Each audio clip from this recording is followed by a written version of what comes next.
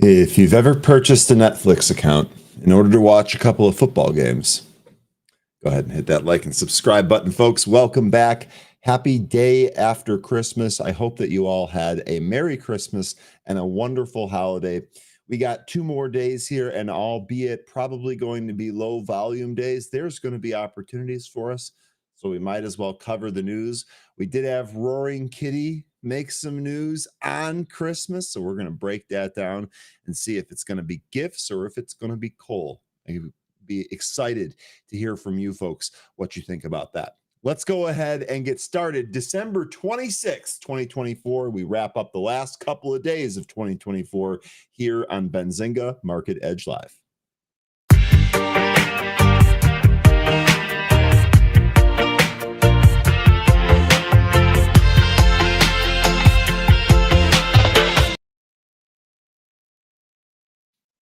Good morning, folks, and welcome back from the Christmas holiday. I hope that all of you had a wonderful Christmas holiday with you, your friends, and your family. I gotta say, this Christmas for me was absolutely awesome. The only thing that I could have asked for that I did not get was snow here in Chicago on Christmas. Other than that, it was pretty awesome. Great to see a whole bunch of returning faces. Paul, I just got to say, over the course of the remainder of Christmas Eve and then Christmas Day, I talked about your awesome sweater. And Danny, if you're out there, your husband Kyle, I talked about his sweater too. So awesome that we were able to have some fun on Christmas Eve. Again, as I kind of mentioned, I'm expecting the rest of this year to really kind of be low volume, right? Not a whole lot of participation. Funds are definitely not there. Institutional traders not at their desks often on holiday. I actually saw them reporting that on CNBC this morning as well.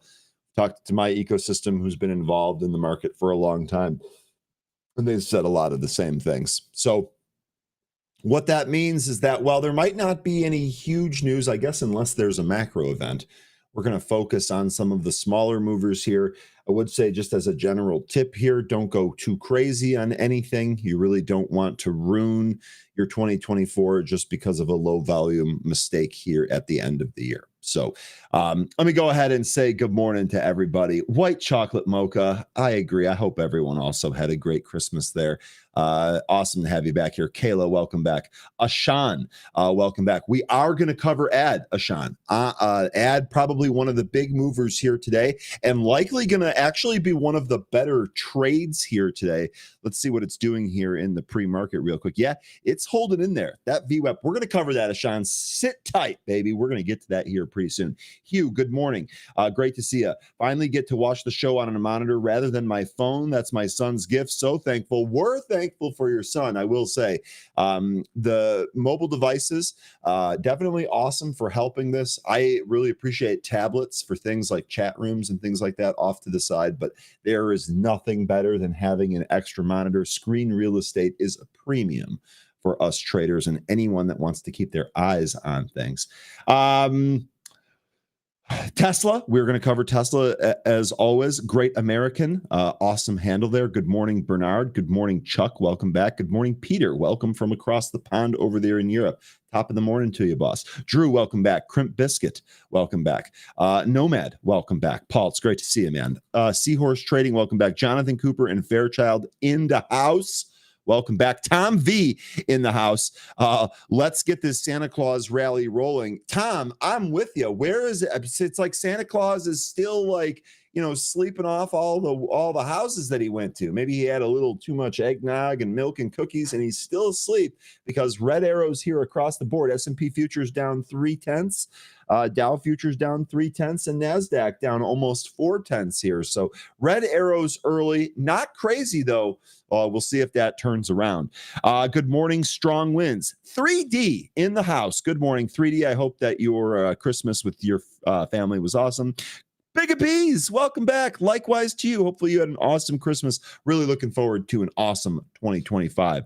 Hustle and Bustle, good morning. Vader was framed. Good morning. That's one of my favorite names of all time. Chris, good morning, man. Appreciate all of your support for all of these years.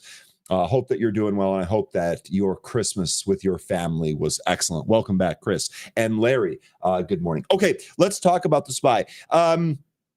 As I mentioned, there's really not a whole ton of news here, so I really don't think we need to stress about anything. We're probably just going to roll through a lot of this stuff. I'd be happy to take tickers that you folks want to see. If you guys have trading ideas, I'd love to hear that. I know we're also a pretty active show here. That doesn't make any sense. We are a group that really kind of focuses on a lot of the fast-moving kind of trader stocks. But I also, especially around the end of the year and then the beginning of the next year, I also want to encourage all of you, if you have long-term outlooks on things, long-term ideas, or change of the year ideas or anything like that, I want to hear about it. All right, I definitely want to hear about it. So even if you don't have, or even if you're interested in something that's not like kind of one of the fast movers that we're looking at here, definitely interested in hearing story ideas for stock trading. My best trades, none of them have been day trades. Just straight up, none of them have been day trades. My best trades are ones that I have to wait out a specific story and be patient with. And I'd love to do that here again. Akin, this is going to be your last warning. Stop spamming tickers. That's not what we do here. If you do that, you will find another chat room. No more spamming.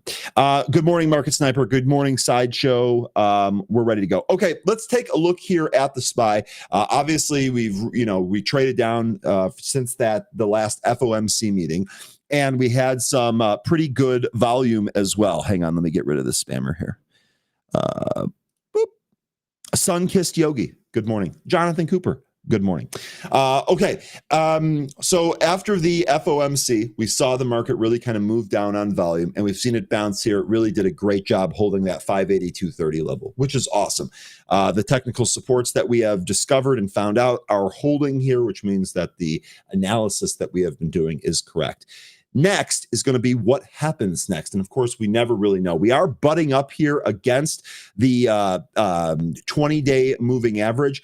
As I had mentioned, we're trading a little bit lower here. We did close at 601.30, so we did regain that 20-day moving average as well as that $600 level. We'll see if we can continue to move up towards the trend line. For today, I have that trend line up here right around 613, maybe call it 612.5 to 613. That will stay in 613 here for at least the next few days, or at least for the rest of this week. So we'll see if we get up there and test it. That would be a substantial move if we do. So this is kind of where we're at. Do we have the juice here to continue bouncing? Do we have the juice to set some new highs? Are we going to test any of these trend lines? And perhaps most importantly here, are we going to close above that 601 20-day moving average? Now on the downside here, really the next level that I've got is that 50-day at 592.34. That's 7 points away from where we're currently at, 7 points to the downsides from where we're currently at. So I guess unless nothing else happens here, I'm not really expecting a move down to that level. Maybe we'll just kind of trade around in a range here. I think we're going to have some more active trades in some of the smaller names here.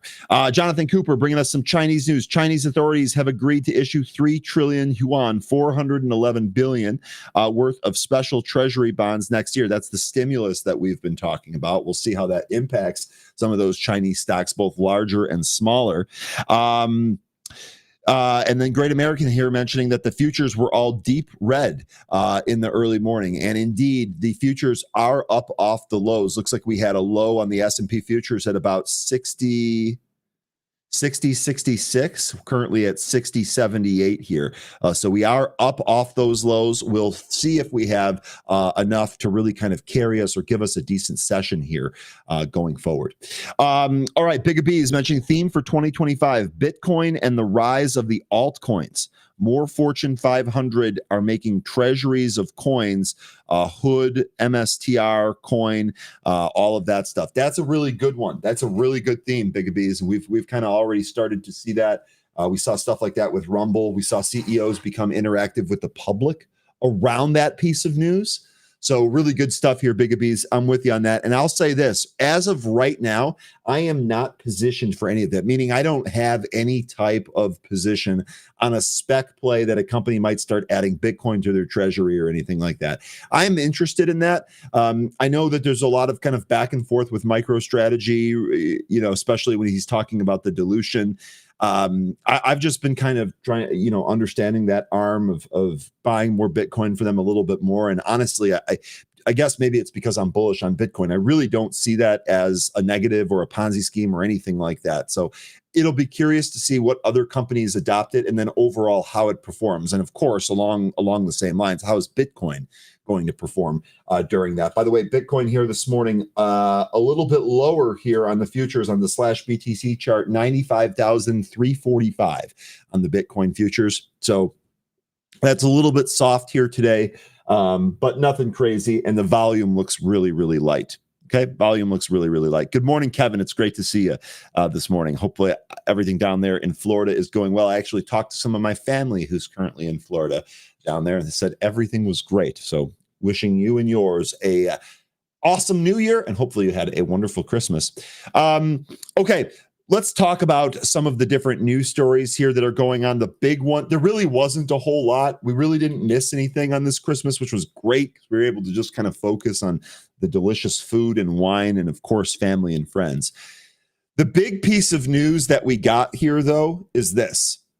And I say news, I use that lightly. I mean, technically, that's what's going on here. But every time we talk about the stock, it's more and more just kind of random stuff here. GME, Roaring Kitty's Christmas post has GameStop rallying 7% in the overnight trading. Meme coin connected to trader algo surge linked to DFV's Roaring Kitty tweet. Okay, so a couple of things here. So number one, I'm going to actually give you the article so you have all of the corresponding links and you can kind of do the due diligence on your own here. Here is the article in question. So I actually think that Roaring Kitty basically tweeted a picture of it says tweet cannot be found, so it's not showing the embedded tweet here. Basically tweeted a picture of a Christmas present. That's it. Just a picture of a Christmas present. And that's really it here. So another one of these cryptic posts. There are some of you out there that do a really good job kind of following the drama here. And I'm thankful for that. Speaking of being thankful, I'm thankful for you because I don't really decode and follow all of that drama. So we'll see what this means here for GameStop. Now, kind of looking at, if I go back to Pro here, if we look at GameStop here, let's go ahead and look inside here. Here is your GME. So clearly 3250 is going to be the upside resistance area. Now we're obviously this from overnight trading. And then in the pre-market here, we're higher here by almost 4%. So nothing to shake a stick at here. GME, but it does look like 3250 is the upside here. If we look at the daily, this is actually significant because look at the move that GameStop has recently kind of put in. We were consolidating here. This gave time for all of these moving averages to really kind of clump up. And then when we started to move away, we started to spread some of these averages out, which is awesome because this gives us downside levels in case GameStop turns around. But most recently, with this move here post-Christmas, look what we've done. We've really kind of broken out of this recent consolidation range, or after we started to take the next leg up, we consolidated a little bit higher, and now we've broken out of that range. So the question to me is, do we go higher still? There could be some other smaller levels in here, but realistically, the next level that I want to see if GameStop can reach here is going to be 40. So generally speaking, I know I tell you folks I don't trade this, but given what kind of action we might have here today, maybe GameStop will be on my list for a day trade. I can just tell you right here, right now, there's no way I would hold this stock overnight. So if I do trade this here today, you can expect me to be flat at the end of the day, no matter what it does. That's just kind of how I would approach this. But interesting. I don't know what the tweet means. The tweet did come on Christmas. Christmas is the time of giving presents, so maybe nothing. But as you can see here, GameStop's stock GameStop. Did I call it GameStop? GameStop's stock is trading higher here today and may give us an opportunity. Okay, and Jeffrey here, you don't see him increasing shares to sell more shares for credit as a Ponzi. I'm bullish on Bitcoin too, but I know it's a Ponzi. That's regarding MicroStrategy. No, because he's basically selling bonds at a lower rate and buying Bitcoin, which appreciates at a much higher rate. And again, you, as you mentioned there in your comment there, you're bullish on Bitcoin too. Well, I'll tell you what, if Bitcoin continues to trade up, he's going to make a ton on that deal as he sells bonds and all of that. So like I said, it's complicated. And one more thing, Jeffrey, just to be, again, very, very clear here. I don't really have a micro strategy position, a long-term position here. So when I'm telling you some of these things, I think it's also important to disclose the holdings that I have. And I don't really have a hold. I have traded it here recently, but I don't hold any stocks. It's not as if I'm talking or supporting my book here. I'm trying to think, what is this company's trying to do something new? What does this mean for this particular company? What does it mean for Bitcoin? And as we discussed as another theme here, what does it mean for other companies adding Bitcoin to their treasury?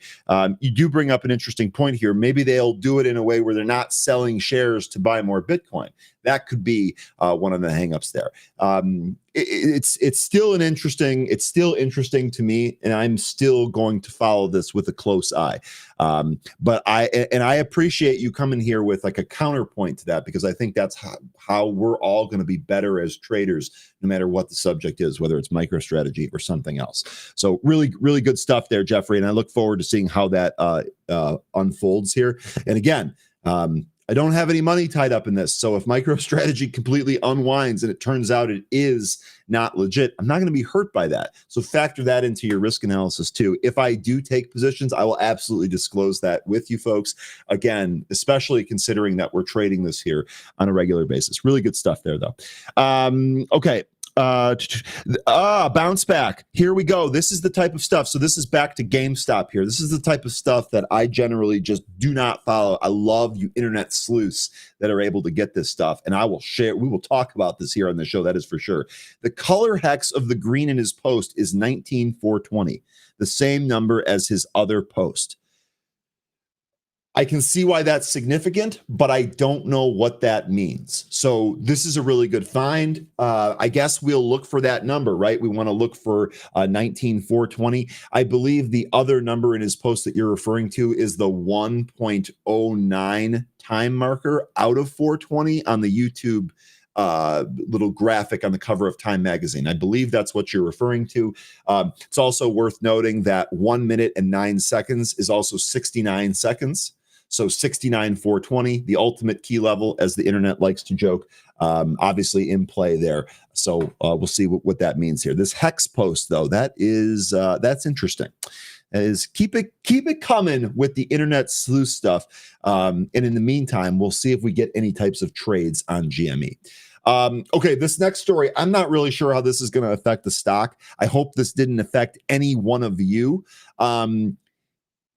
And I feel bad laughing, but I can't help it just because of the title here. I'm going to go ahead and give you guys the article just in case you want to go through this. Again, I'm not sure how much this is going to tie to any stock, though, so keep that under your hat.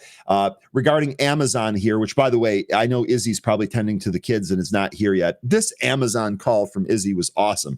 We've had two really good trades here from Amazon. We've had a breakout of 200, which was the Bezos selling wall, and then we had a breakout of 220 that gave us another good trade, and now it's back tested 220 and looks like it might be taking out the highs again.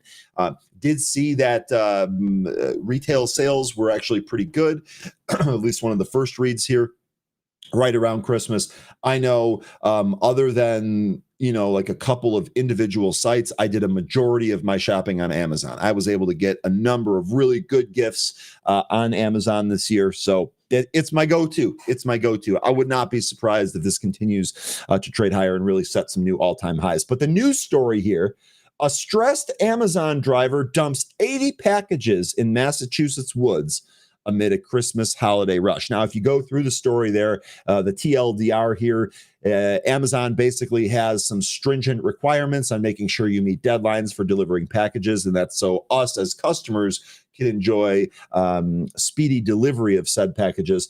Apparently, some of the rules or the outlines or whatever guidelines that he had to follow were just too much, and it looks like he kind of snapped for that. That's not funny. I've worked plenty of lower level jobs around the holidays, and I'll tell you something, it is definitely stressful. There seems to be increased work, and then of course you're trying to juxtapose that about spending time with your family and friends, and it's not easy, and I don't wish that on anybody. Hopefully none of you lost packages. Fairchild here, just one driver. I'd already priced in one of 20 drivers doing this weekly. Okay, Fairchild, really, that's actually a good point here. I guess I would expect more people to do this. Chris, I think you said you worked in an Amazon warehouse. How are the stress levels? I know you only picked that up as a temporary job, as you mentioned anyway. So let me know. Let me know if you see that amongst some of the other workers there. Let me know what the churn rate for some of the workers there. The delivery photo is of a forest. Oh man, yeah. See, here's the thing. So, in a little kind of a side note there, I'm sure that there were some Christmases spoiled, or at least made worse by those packages not being delivered.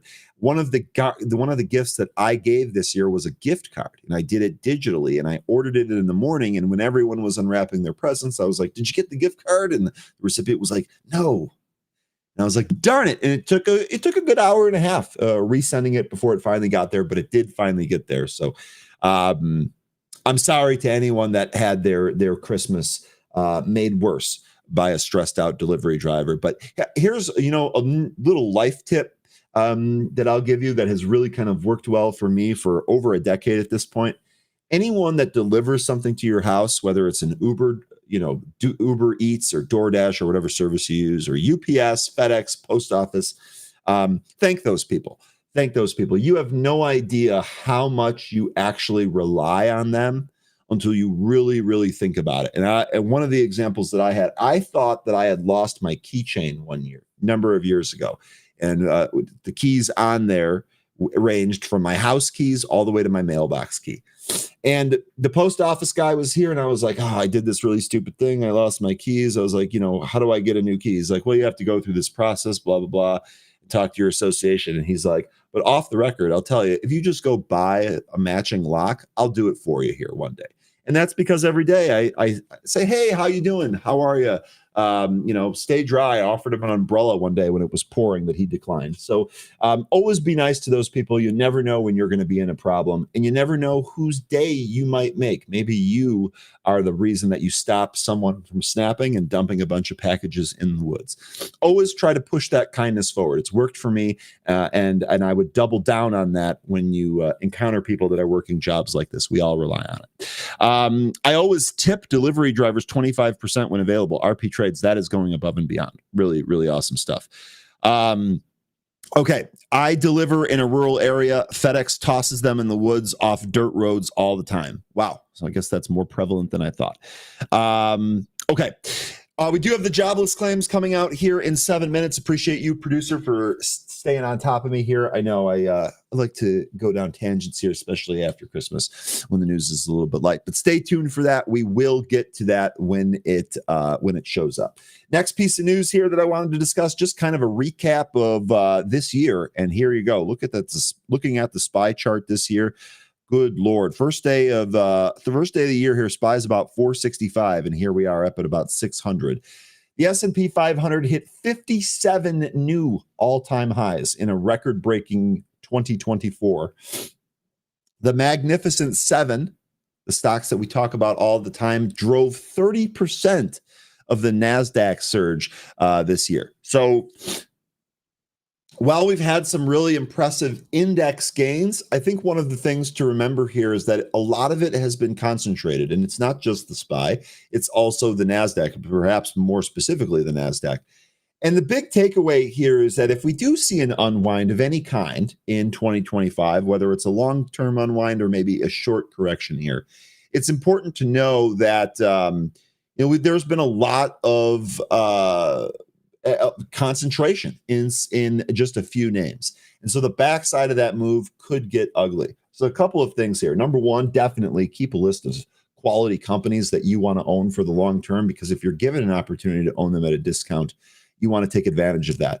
Learn from my lessons of trying to buy Costco.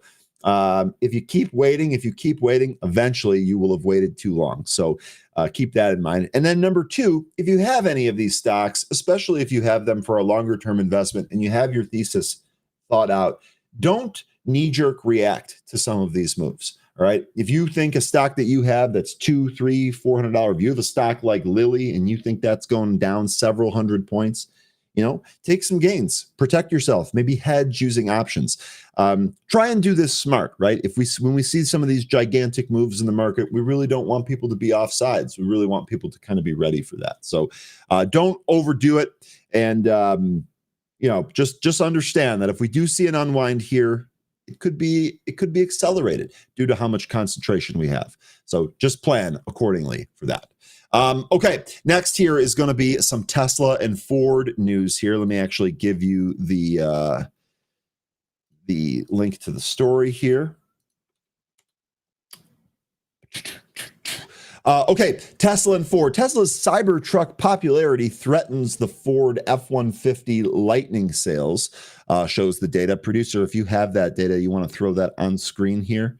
Let me see if we had that here. Did I have that somewhere? There we go. Here you go. So quarterly sales of your F-150 Lightning versus Cybertruck. You can see here that while the F-150 Lightning was really kind of holding steady in 2024, near the end here, it did start to drop. Well, at the same time, the Cybertruck deliveries have ramped. So I guess what we're saying here is that if we continue to see this, this might continue to eat into F-150 Lightning sales. That would obviously affect the stock price of ticker F.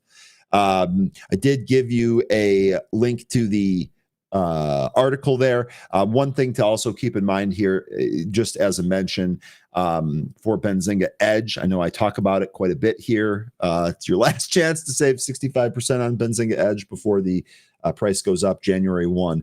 But this is some of the content that you're going to get in there, right? You're going to get a lot of stock ratings. You're going to get a lot of news and stuff like that. So keep that in mind. Edge is a really, really lightweight, inexpensive product for you to get quality, actionable trading information. You don't need to be part of the pro ecosystem to really start benefiting. This might even be your stepping stone. But we do talk a lot about Tesla. We do talk a lot, or we do trade Tesla quite a bit here.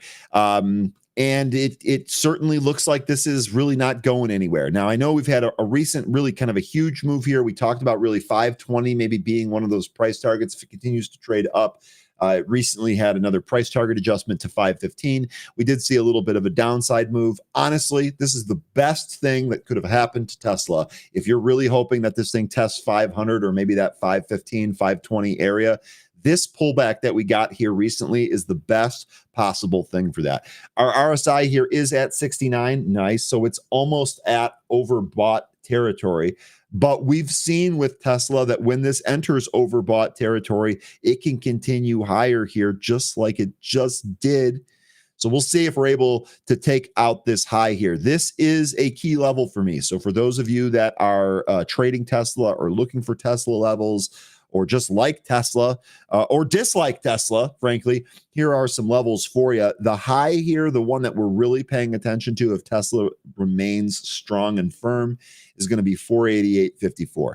I'll say this right now. I think if we pop this level, if we pop this 480, let me get that exact number for you, 488.54, I think we test 500. And frankly, I think if we test 500, we probably overshoot that 500 and go to that 515, 520. So wouldn't be shocked at all here. This is a really nice bullish formation here on Tesla.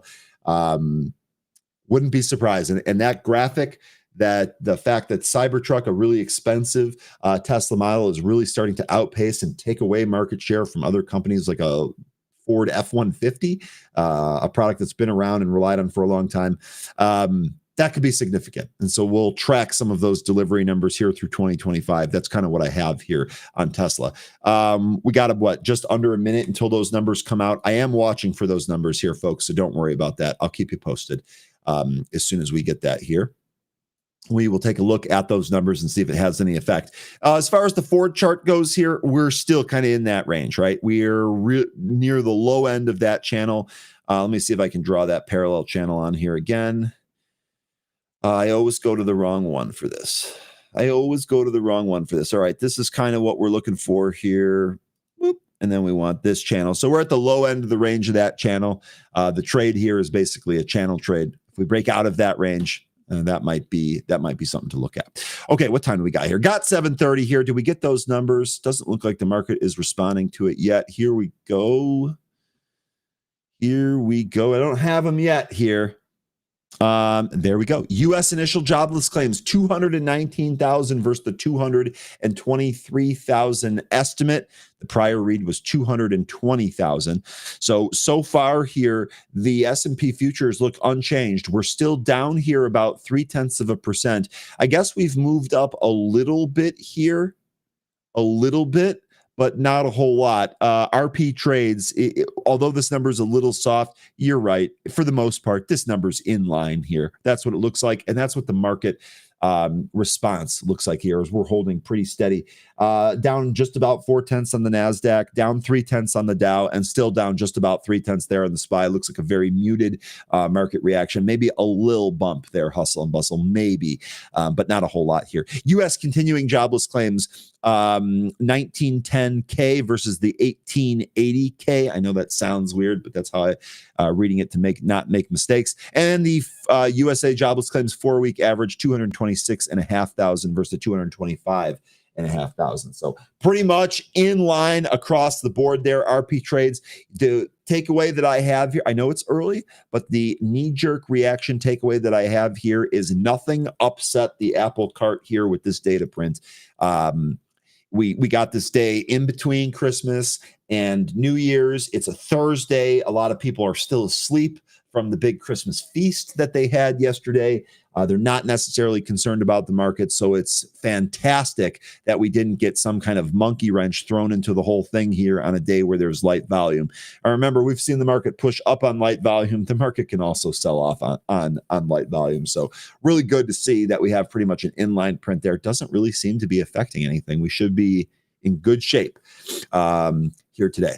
Okay, let me know if you guys have anything on those numbers, or you have any thoughts on that. You're welcome to bring that up. We can go ahead and discuss that. I've got two more news stories here to go through, and then we can start the gainers. We should also have 13 at that time. And you know what? Hustle and bustle.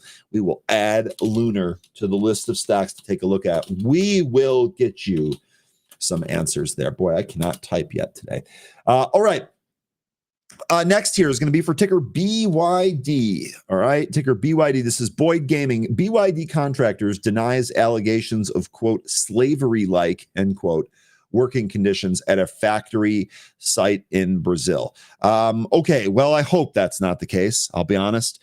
That I news lines like that really kind of suck. I've worked in bad jobs, but I've never worked at a job where I would consider the working conditions slave-like. That just sounds absolutely terrible across the board.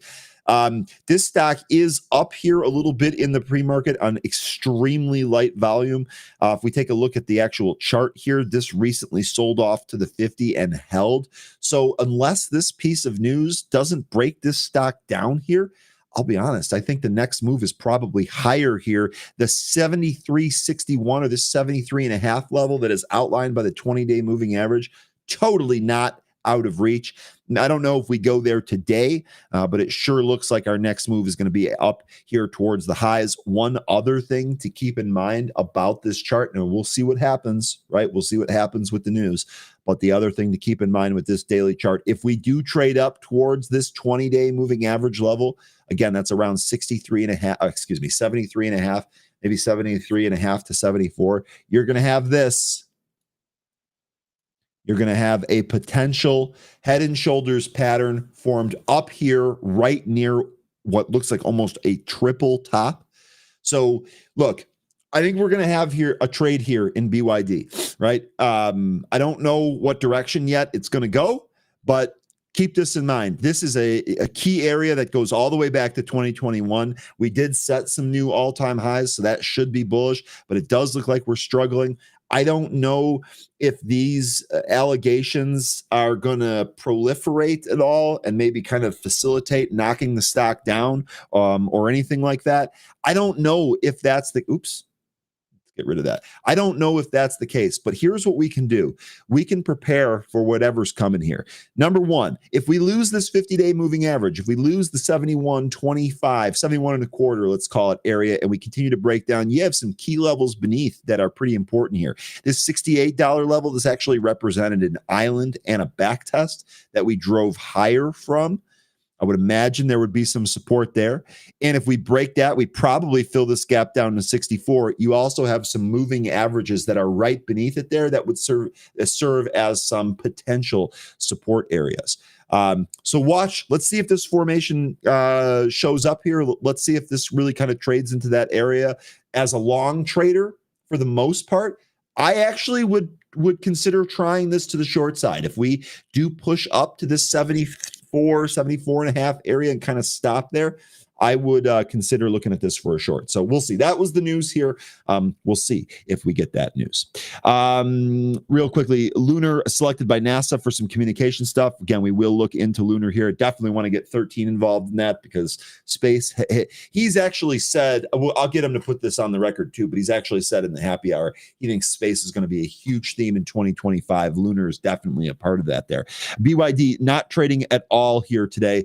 Like I said, I think that wasn't that pre-market. This looks like this shows 382 shares in the pre-market. So again, when I say light volume, I mean extremely light volume. Comp SRX1, enjoying your commentary, Ryan. Good morning. Glad that you enjoy it, Comp. Good morning. It's great to see you. I hope that you had a wonderful Christmas with friends and family, and much prosperity to you in 2025 as we approach the new year here. I definitely appreciate your support. Good to see you here, and hope you had a great holiday.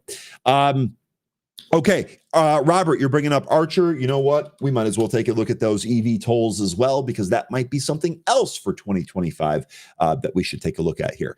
The last stock that I wanted to mention here, maybe you could say we saved the best for last. You want to say that? I'm not going to fight you on it. It's going to be NFLX, ticker Netflix. Another really intriguing daily chart formation. This formation, I'd like to hear from the other technicians out there what you guys think. To me, to my eye, just kind of looking at the daily chart here, it sure looks like Netflix is about to trade higher, doesn't it? Sure looks like it here on the daily chart. We've had a night. This thing has just been look at this stock. Look at this stock since we fell here and then made a bottom in May of 2022. We made a bottom at 159. Stock is almost $1,000. What a run here on Netflix. Okay, what a run here on Netflix. Now, the producer is going to run a poll here. It might actually be active. Let me know if it is. I want to vote in that poll myself, because I actually, for the first time in my life, I paid for Netflix yesterday, Christmas morning. I paid for Netflix, bought a month of it so that I could watch the 2 football games. Figured, you know what? It's the time of gift giving. Let's gift the household some football. And so I, for the first time in my life, paid for Netflix. I am going to cancel it because I don't need to pay for it monthly with the content that it currently has. But I did finally crack, and it was the NFL that drove me to that. So the poll here in the YouTube chat, did you watch Christmas Day football on Netflix? And I'll throw this little caveat in there. We're not going to take names, but if you pirated it, answer no to that question. You still watched it, but you pirated it. So answer no, since we're asking if you watched it on Netflix. Netflix definitely prepared well for its high-stakes NFL streaming debut on Christmas, and it paid off indeed. I had no remorse about finally breaking.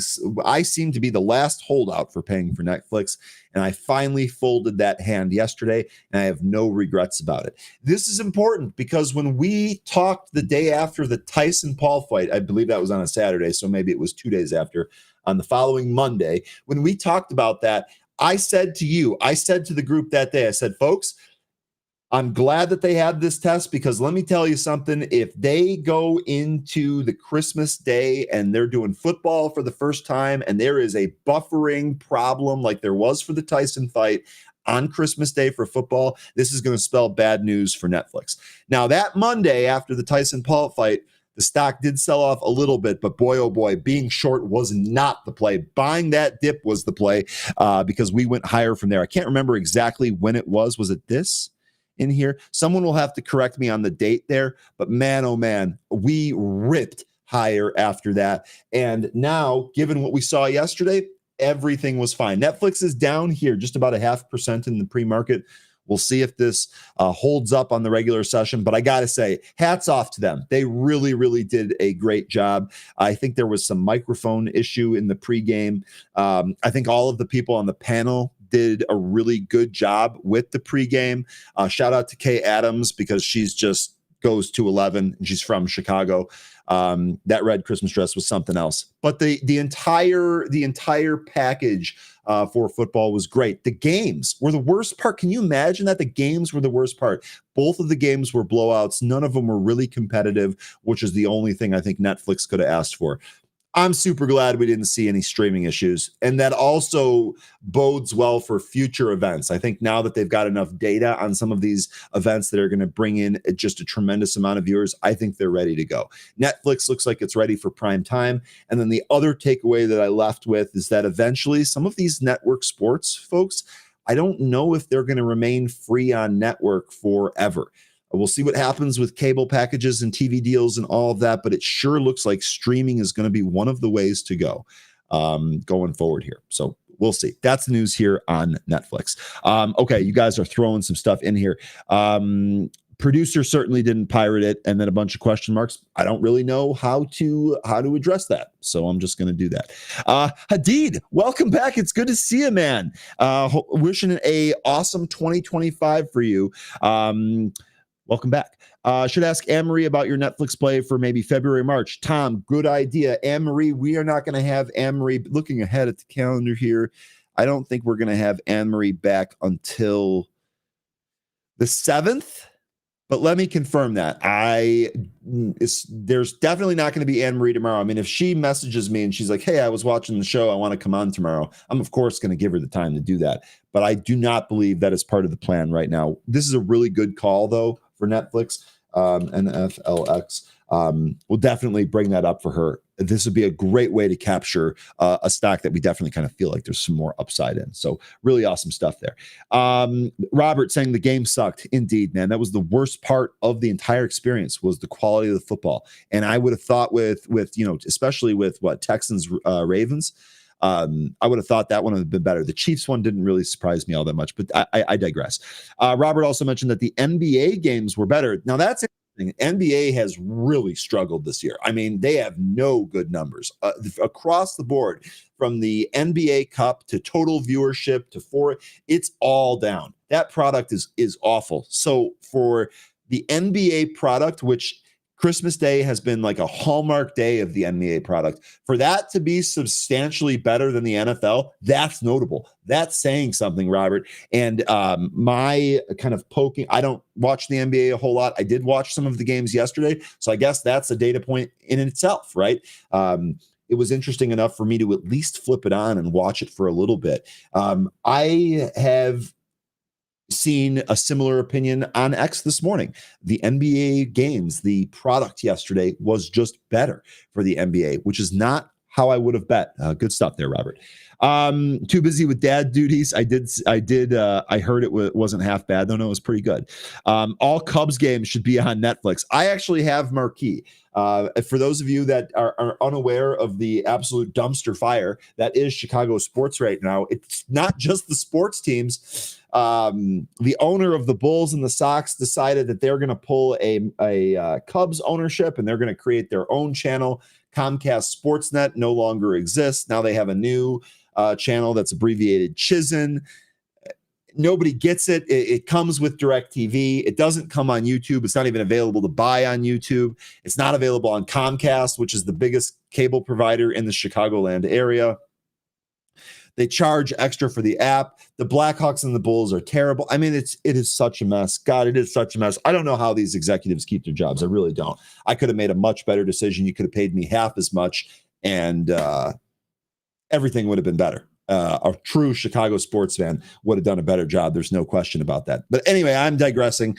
It's right after Christmas. There's no reason for me to get upset. There's no reason for me to get upset. Okay.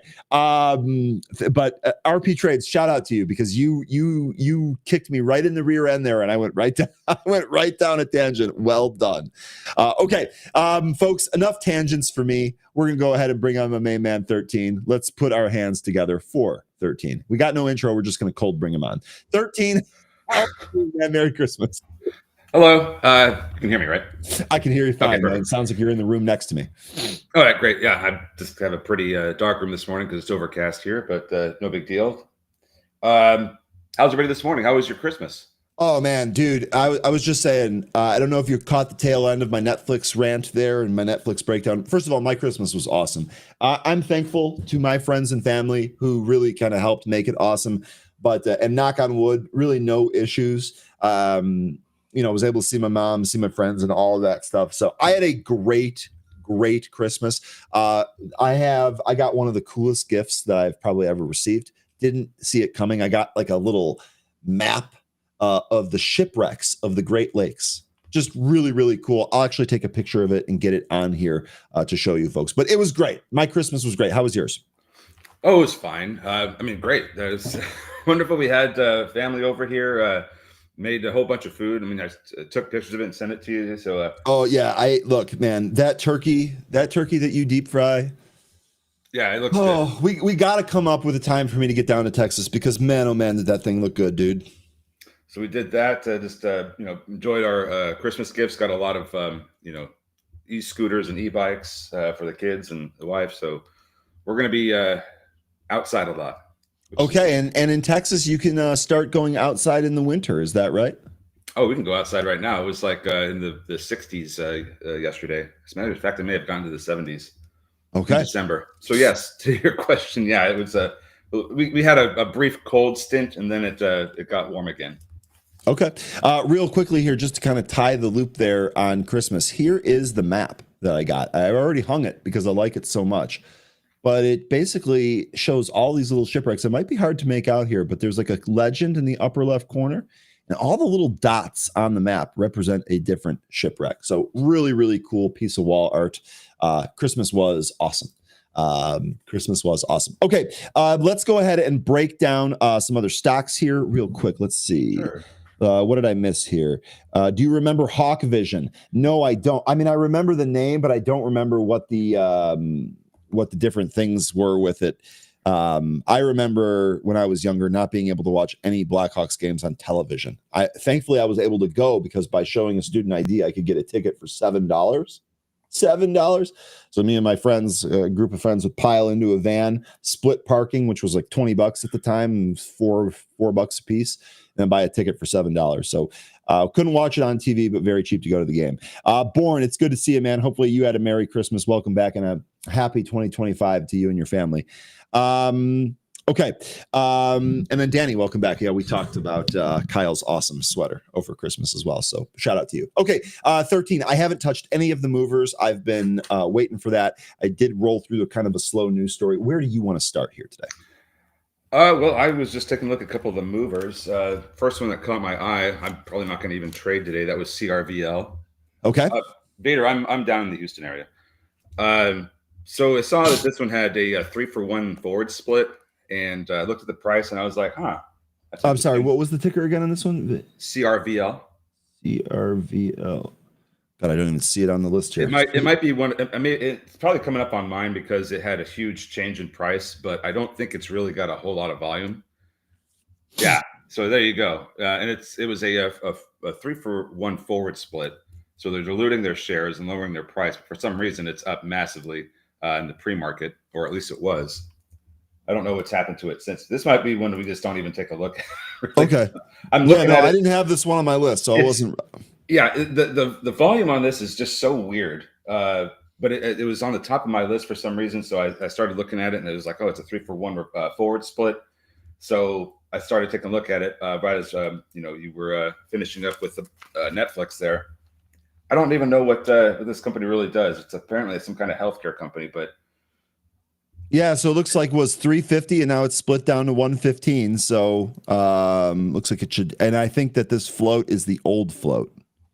Yeah, I'm just trying to get an understanding of why it says it's up 200% in the pre-market. Yeah, it might because it might just be a calculation from the split that's incorrect. But okay, yeah, I'm not really sure this is a mover. We can dive right into the movers if you want. Yeah, I then I'll just cross this one off because it was the first thing I saw. I didn't know anything about it. Doesn't look like it's something we'd want to trade anyway. It's very expensive stock. So the next one that I had that was MGIH. How about you? Oh yeah, MGIH is currently at the top of the movers list here today. This has a huge move and hasn't broken back down, right? It hasn't really kind of given away that move.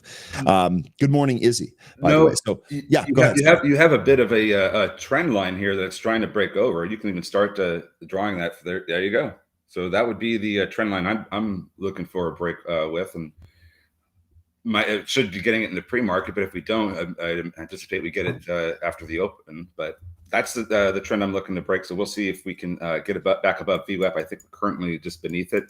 Yeah. So we'll just see what happens closer to the open, if it starts to push back up to that or not. This company, it has 1.25 million shares in the float. They specialize in containers and packaging. It's a paper-based solutions provider, apparently. But let's see here. What does their financials look like?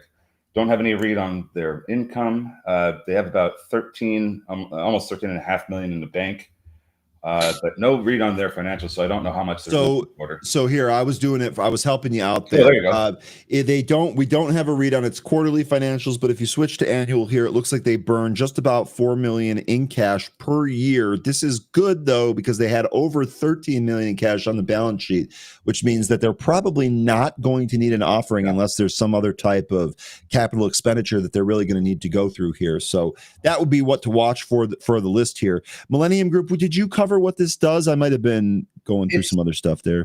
They're specialized in containers and packaging. They have packaging solutions. So I don't know why it's moving today. I don't have news on this since October 30th. But it's one of those low float obscure names that probably was just had somebody searching around for something to push, and this was one they came up with. I don't think they have a whole lot of short interest. Doesn't look like it. No. Calendar doesn't show any reverse splits, so this is just moving on. I think the possibility that it has a very low float and it's easy to move around, and it's not, no one was looking at it, so now everybody is, and everybody's getting excited. And it fits our kind of trading trade plan or whatever. The float is right in the wheelhouse of what we like to trade here with some of these movers. So this one actually sets up really nice. Just kind of looking at this myself, just kind of eyeballing this, I really have 368. Maybe let's even call it down to 350 here as your support area. And then as you mentioned with the trend line, we really want to break above that trend line. If we do, each one of these peaks might also represent an area where there's stock for sale. We'll see if we can get through that there. But that trend line, that to me, that and the VWAP are going to be what tells the story here on the MGIH. Really quickly here, just to answer this stuff, because I'm absolutely obsessed. It's a me thing. It's not a you thing. Back to the map here real quick. Crimp Biscuit giving you the lyrics of the Edmund Fitzgerald, Gordon Lightfoot song, which is amazing. If you haven't heard it, I don't know what's wrong with you, but it's awesome. Hey, Ryan, which is the wreck of the Edmund Fitzgerald? I don't think I can point it out to you here because I can't really overlay my mouse on the map. But if you look just to the left of where it says map showing the shipwrecks, that is your Edmund Fitzgerald. It's absolutely on there.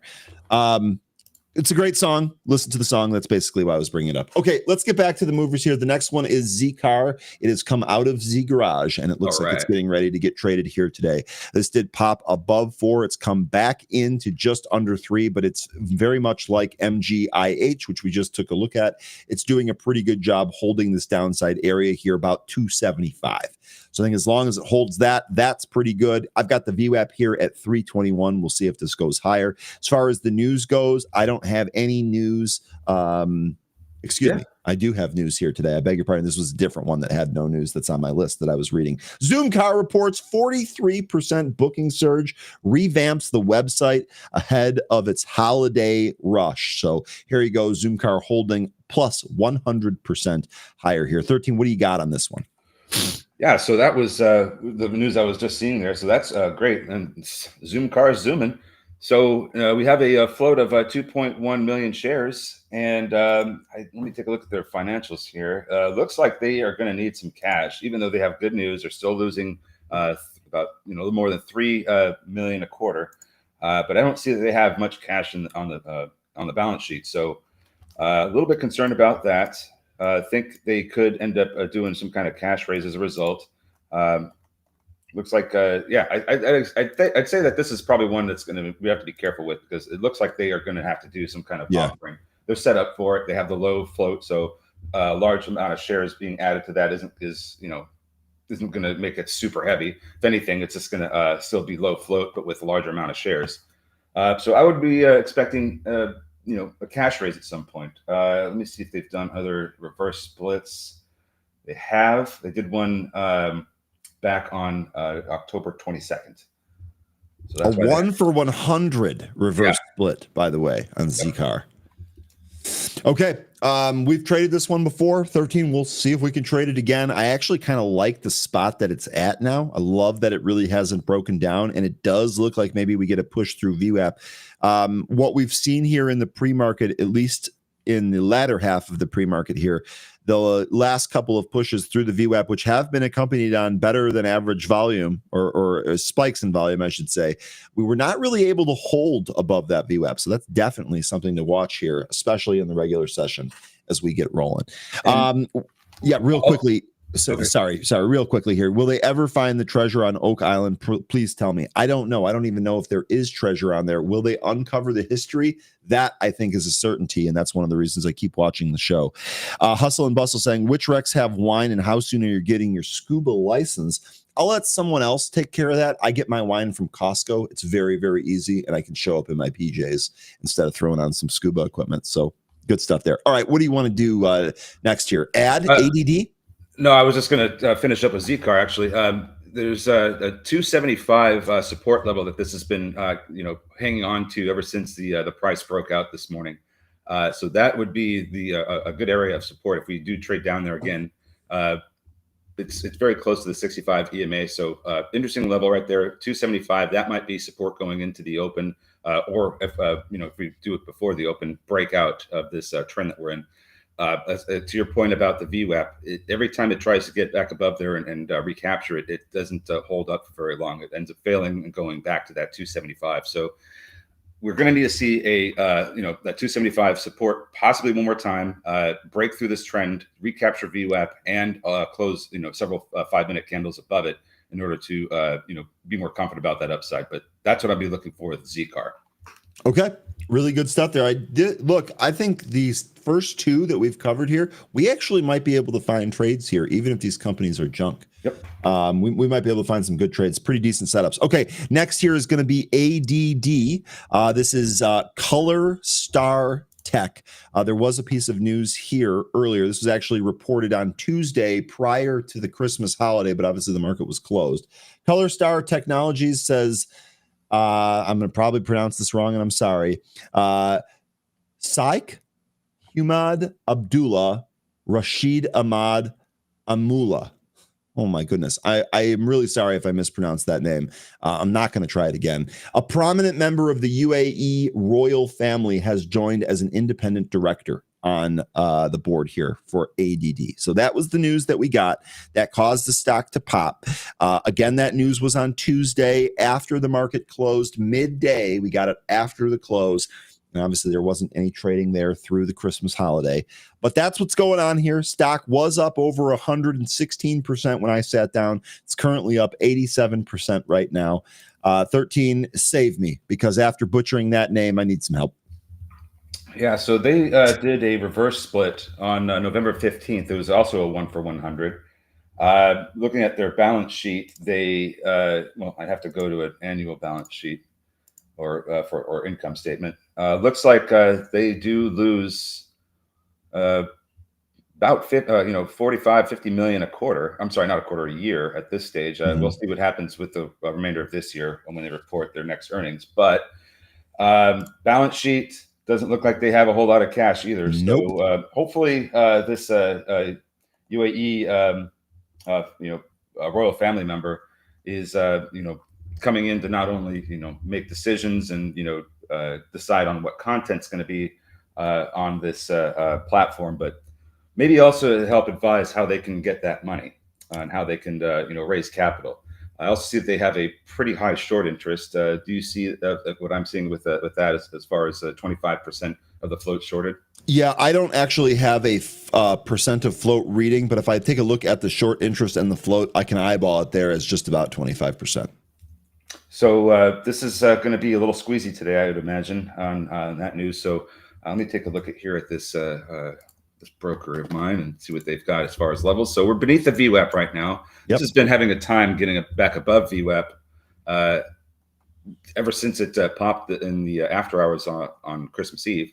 Has not been back above VWAP, has not closed above it sustainably ever since that initial pop and drop. So let's like these other ones, needs to recapture that VWAP and start to see some closes above it so we can get some more upside. And if we do that, I would say 520 and 560 would be the earliest upside targets for ADD. Okay, good stuff there. It sure looks like the downside level of note here is clearly $4. So we'll see what we end up doing there with that for if we do push off here. And then obviously that 550 area, this also marks the double top that we had initially made when this news first came out. So really good stuff there. Really quick, we did run that poll on if you watched football on Christmas via Netflix. 72% of you said no.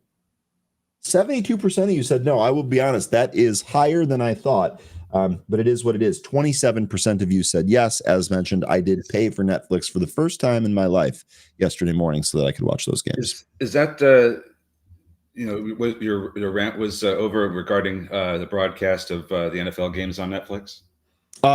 It was twofold. It was number one, this was the tipping point, if you will, for me to actually pay for a Netflix subscription. And the other point was, and the tail ends of that point is that this might mean that sporting events are going to move to streaming in the future. We'll have to wait and see. But the other point that I was making in that rant is that unlike the Tyson Paul fight, they had absolutely no buffering issues at all. Yeah. It was pulled off perfectly. I guess there was a mic issue on the pregame at the very start. I'm not even going to count that. The rest of the broadcast was phenomenal. And you can put Kay Adams on TV anytime you want. Former Chicago gal, very attractive. So you got that going for you as well. Well, let's see what the streaming platforms do. We already got Amazon with NFL. We already got Peacock with NFL, and now we have Netflix with NFL. So we'll see what happens. And like I said, I especially given the fact that there were no problems, that is going to continue going forward. I would almost be certain about that. Market Sniper saying, I didn't even know football was on Netflix. Well, there you go. This was the first time. There you go. Cyril says, I finally got my Maine Coon to not dig his claws into me when he wants attention while I'm watching Benzinga. How did you do that? My cat, although not a Maine Coon, not as huge as yours probably, loves to dig his claws into me when he's trying to get attention. The way I counter that is I try to clip them on an almost daily basis. Okay. Were you done with ADD here? Can I move on? I feel like there's nothing else I have to add. We just need to see. We start seeing a recapture of VWAP before we get more upside. Okay. And get some levels too. So Danny saying the reason why we switched to YouTube provider was for the NFL ticket. Indeed. Yeah. In fact, I don't even have YouTube TV and have that NFL Sunday ticket, and it's awesome. It's actually, they do a really good job through YouTube. Okay, next here is going to be AIRE.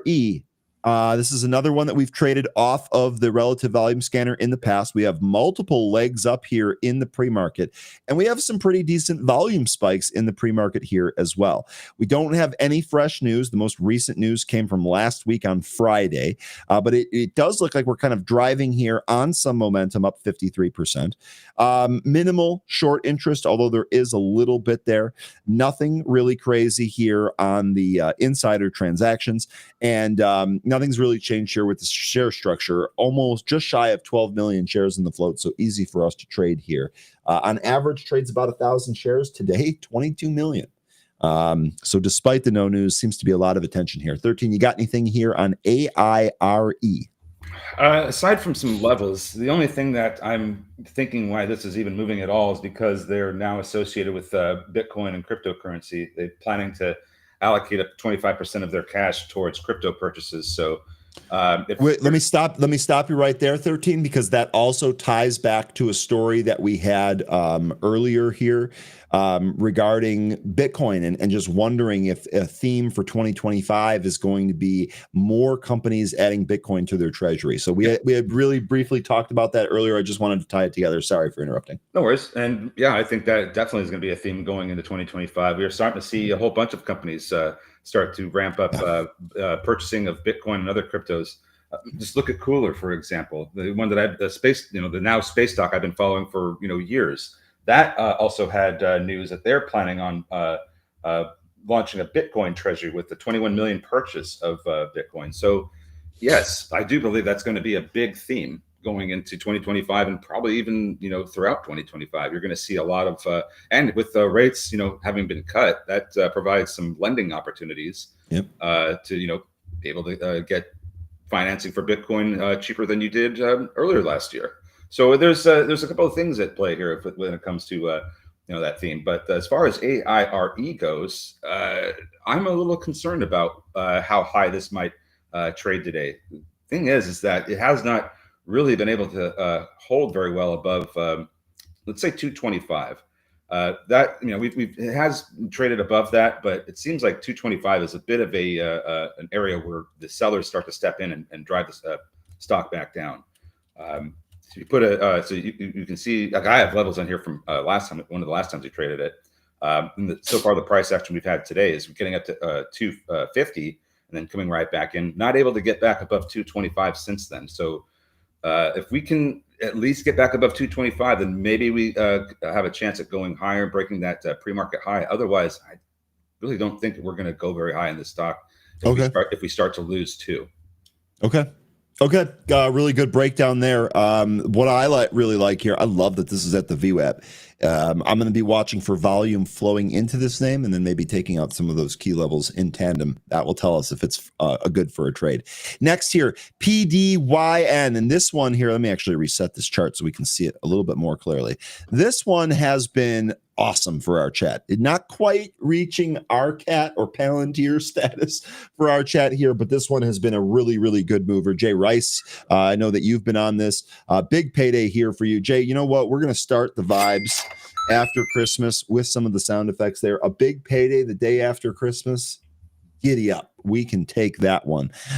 Real good stuff here. Look at the volume on PDYN, really breaking us away from the 6 handle that we were consolidating at on the pre-market gap this morning. Now we've taken another leg up here, and it looks like we're trading right around that 7 handle. I don't have any fresh news. The most recent news here was from Monday. That was the autonomous tracking flight using the Pilot AI software that we talked about. PDYN popping higher here. 13, what do you think? We got another big mover on our hands here today? Well, the drone theme is still apparently strong, but at the same time, I thought that there was some news that I saw over the weekend regarding, I'm trying to think of who it all was that was involved, but I think Bay Systems was coming out with some kind of anti-drone weapon that basically sends out radio frequencies, scrambles data in the chips. I'd have to look and see exactly how they described how it works, but I don't believe it's necessarily EMP, but it works similarly. But it uses radio frequencies to damage drone swarms and cause them to fall out of sky. I think that this is similar technology to what the company, I can't remember which company it is. It's the one that Joe Lonsdale's involved, at the co-founder of Palantir. Artemis? No, it's not Artemis. It's something else. God, I can't remember the name. It's in the Sean Ryan show. They actually talk about the technology and how it works. And you're absolutely right. It's not an EMP, but it's basically a focused energy that's able to be dissipated really quickly and fry that. So it'd be interesting to see if it's a competitor to that. Anyway. And the only reason I was even bringing that up is because sometimes when you get news that a lot of people start to see, you get the theme coming back up, and it's like, oh yeah, by the way, drones. So that's just kind of the connection I have there with as to why PDYN is moving off of no news.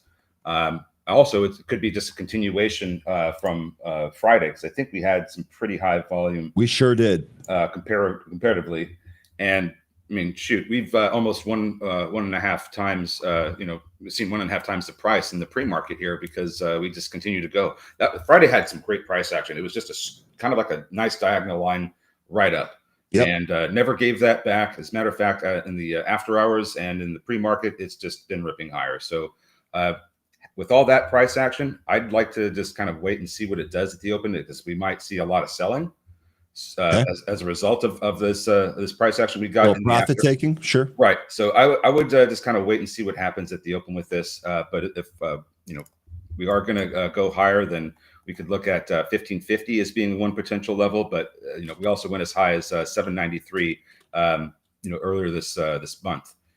So that could be another level there. 750, 8, and 550 are all levels I see to the upside. If we well, actually, we already broke 550. Never mind. Yeah, and real quickly here, just to kind of stay on the drone theme here. I know we've been talking about ONDS recently. This is full disclosure. I do hold this. I haven't sold a single share because I'm getting my money back come hell or high water. I waited too long to be giving up funds on this one, so I'm gonna be patient and wait this one out. But this too is also really performing well. I mean, you can see we had a huge spike right out of the open of the pre-market here.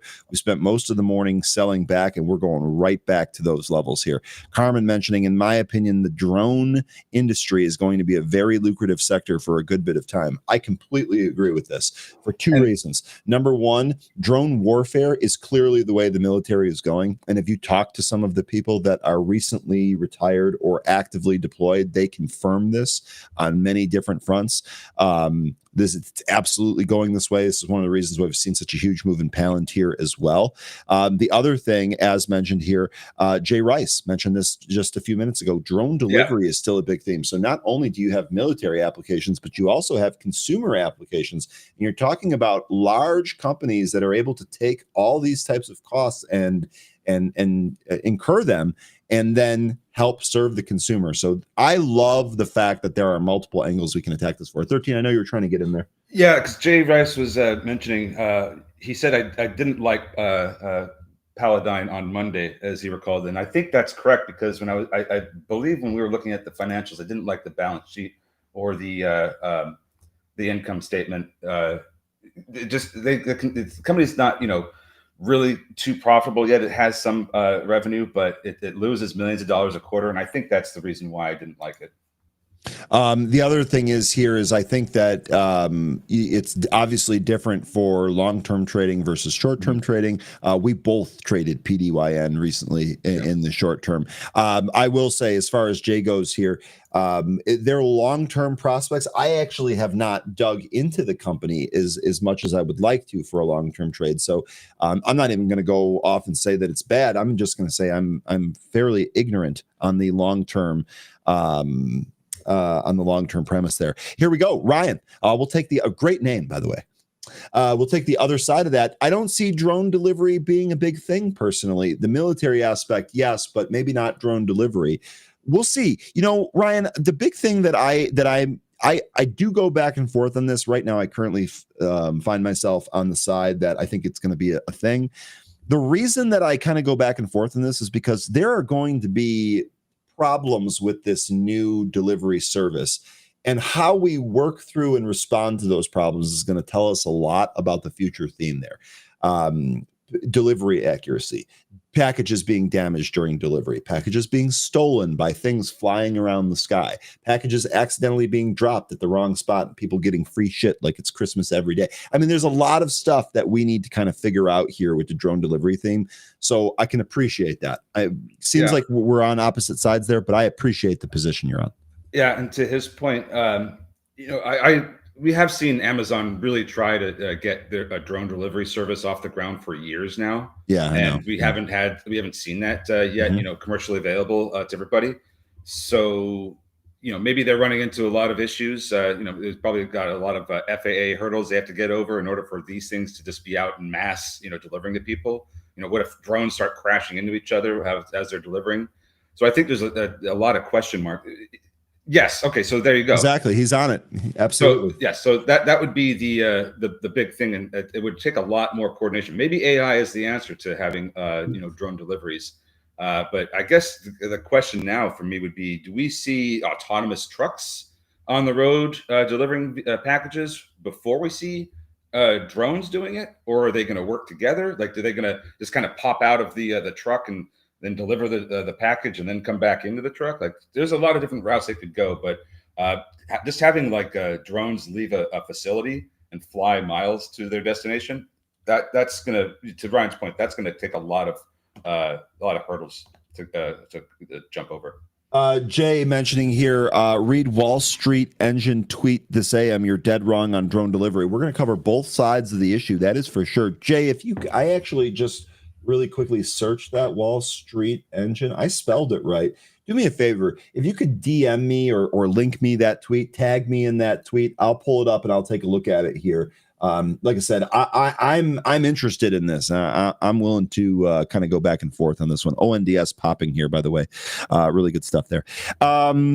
Okay. Okay, that's good.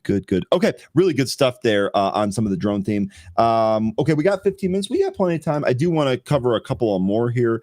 GV, this did pop earlier. This came back in. 13, do you have anything here on GV? I kind of wanted to skip over this one, but I did want to mention it because it popped. We can skip over. I mean, Okay, yeah, I was gonna say I didn't really think there. I think given some of the other targets we have, this one's probably a little bit lower on the list. Shout out if it is able to hold this low and curl back to the VWAP, but we can address that when we get there. Here's another one, Sober. We've actually traded this one before. This did pop on high volume and retraced almost the entire percent of the move. I didn't see any news for this one. Careful with this one, but oh, with this pop and this volume, know that this could go. Yeah. this is the one that identifies alcohol in people, right? Yes. Okay. Yes, like the breathalyzer, the in-car breathalyzer. Yes. What event did we just have that a lot of people are probably going to be drinking and driving at? What event are we about to have, or we're not going to see? We're probably New going to see. Year's Eve and day. So, Yeah. interesting thesis here at 13. You think this is a play on New Year's? I think this is a play on Christmas and New Year's. People drink on Christmas too. Oh, I had a great Alexander Valley cab yesterday. I'm with you on that one.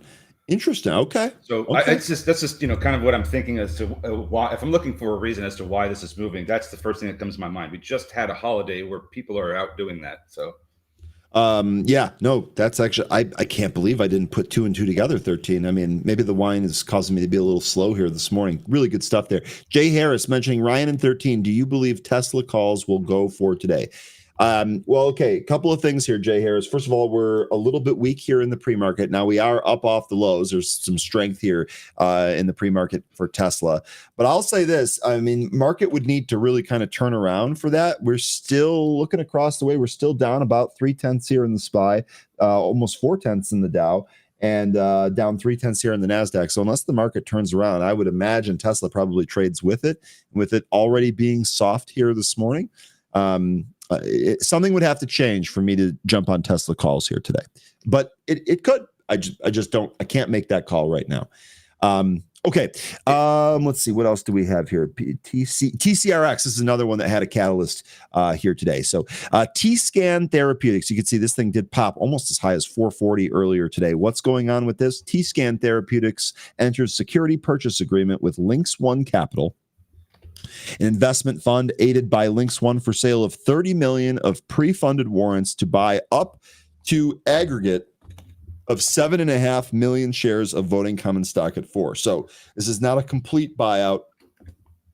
This is a purchase agreement for $4 to get pre-funded warrants. So the stock here is responding positively to this, up about just shy of 16%. For me, as far as a trade goes here, I'd really be watching some of these pre-market lows. I'd really call it 320, honestly, at this point. It's only 17 cents away from where the current price is. But really what I'd be watching for here on TCRX, a move through this VWAP and then challenge some of these highs here. Volume will tell the story. We'll see if we get some increased volume here in the pre-market. Keep in mind, this is a little bit thicker than some of these other big movers that we see coming in here just shy of 40 million in the float. 13, did you cover this one at all? No, I just was looking at the news here. It looks like also they on Monday they financed or they secured a loan from SVB. So Yep. they're borrowing a lot of money. So that brings this up to what, about 82.5 million that they've secured in funding over the past few days. And you have an insider buy earlier this month. I mean, there's a lot of real bullish activity happening here, but Yep. let's take a look at the balance sheet. So they already had cash to begin with, and they're just adding to that now. But I'm wondering, did we recently get some news on a trial being completed on this?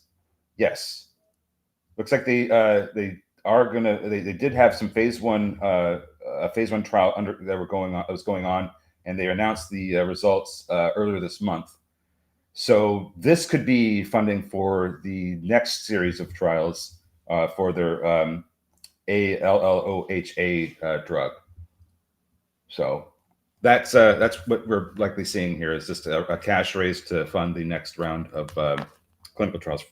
That's all I can really tell from what we've been getting here, but it would make sense as to why they would do that, so they have enough cash on the balance sheet.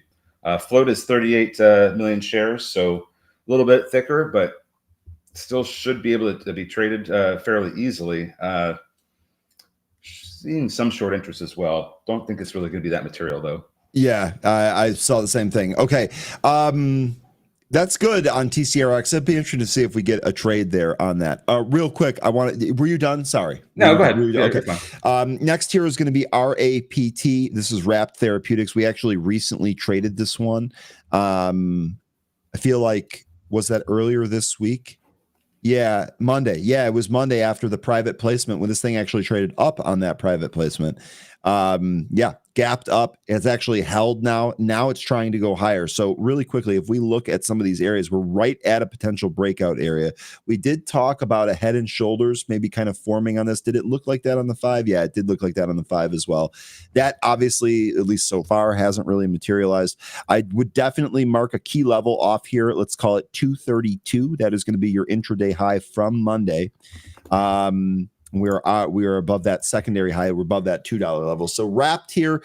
This one could also go. The volume here, although we are seeing a volume spike, if we compare that to what took place on Monday, it is negligible. So we'd really actually like to see some more volume kind of expand in this name. Also worth mentioning here, this morning, Wainwright had a price target of $10 on Wrapped.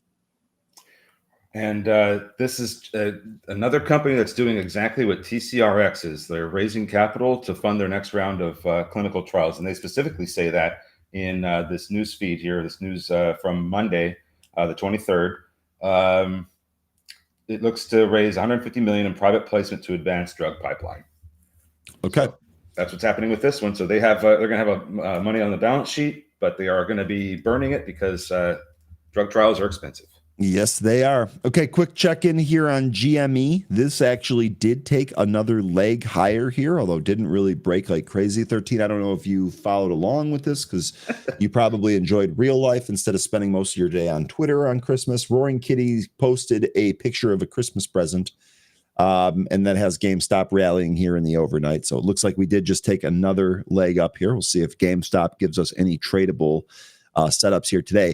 And I did want to mention this here real quick. Jay Rice, this is an experienced trader talking right here. We've been talking about this in happy hour too. I wouldn't be surprised to see some big 2024 winners get sold next week. Yeah. In the first of the year. I would agree with that, Jay. I would totally agree with that. I think the other thing here is you might also see some funds pour money in at the beginning of that year. To some select names. It'll be interesting to see if we see a rotation out of that. But names that I would mention here: Apple, Netflix, Meta, just to name a few. Microsoft probably on that list. Tesla on that list. Pretty much anything that got a huge bump from the election probably on that list. So, Jay, this is really good stuff. Keep that in mind too. We might see this here early next year. Oh yes, I believe that's true. Okay, what do you folks want to take a look at? That's pretty much it here for the move. Oh, you know what? There was one here on the list that I did not cover. It was SES. This looks like this is an AI name. It was a penny stock. It did pop above $1. It looks like 121, 122 was your high there. We're pretty much sitting right at the VWAP here on this one. SES AI is a pre-commercialization stage company engaged in the development and initial production of high-performance lithium metal rechargeable battery technology for electric vehicles, urban air mobility, that's going to be your drone theme, which encompasses electric vehicle takeoff and landing, and eVTOL and other applications. So the company, so it looks like this is kind of like a battery play. Where are they based out of? It doesn't say on here, but let me see if I can dig through that on the company website here real quick. Company About Us. Oh, they're not saying. I wonder if that's a Chinese name. Shanghai. Yep. Oh, never mind. They have a Boston global headquarters, a Shanghai headquarters, and a South Korea headquarters. So there you go. Okay. Yeah, I'm just kind of curious where they're planning to operate at, just because if we're going to see tariffs and, supply chains changing, I think you're going to see a lot of those big changes come by way of battery and electronics materials. We're already starting to see that with the ban on antimony and germanium and gallium. There's a lot of questions I have about this one, so not sure. But that's it for the movers. That we got through the entire list of movers news, and I went on a few rants regarding football and Christmas and all that. Quick check-in here on the relative volume scanner, which a reminder, of course, works in the pre-market. A lot of the similar suspects here. SPRC, SciSpark. We actually didn't talk about this one here. It's another penny stock. We've talked about this previously. Hopefully everything's okay there, 13. SciSpark shares are trading higher after the company announced it received a flat shipment, or its first shipment, of vehicles manufactured by Anuhi Zhangwei Automobile Group. So here you go. Penny stock, China name, popping here. It's up 240%. I'm going to avoid this one. I'm going to hit some of the non-penny stocks. We do seem like we have some pretty good targets here, but that's what's going on with SPRC. We have not covered BDAI. Let's do it. Let's do it right now. Let's not even waste time. All right. So this one seems to like to, execute rallies that bring it up to about 480, and then it comes right back in. That's what's been happening the past couple of times we had a rally. This last rally we had, though, didn't completely break down and go back to a dollar. This one is kind of holding in there, trying to stay above, 350. So 480 is the big target that I had to get past on this one. It looks like a 450 was the high that we got to back in earlier this month. But so you can do 450 as well. 450, 480, and then that'll be in a consolidation if we go through 480 up until about 540. So okay. I'll say between 480 and 540 might be a rough area to get through. Okay, and I'll say this, just kind of looking at this chart here on this 15-minute chart, is clearly a pretty bullish trend. So to me, I wouldn't be surprised if we pop above this pre-market high here that we have at 411. You just heard some of 13's targets. 450 going to be one of the other big upside targets here on BBAI. No fresh news on this one. But this is actually looking fairly decent here in the pre-market. Again, with this one, volume's going to tell a story. We get volume like we did here on Tuesday, the half day. I think we probably do test that 450 area here today. Yep. So, yeah, I saw that Robert was also mentioning ACHR. That one's also been having some good movement this morning as well. A lot of these names that we've been keeping a track of for a while now are really starting to get going. So you got BBAI, Cooler, the one I just mentioned, ACHR. They're all really so these could all be the kind of stocks that Jay was referring to that could see some sell-off. And real quickly here with GameStop, we've actually traded just under 15% of its average volume so far here in the pre-market. So honestly, that doesn't even really look all that crazy, given that we had a Roaring Kitty tweet. So something to keep in mind here.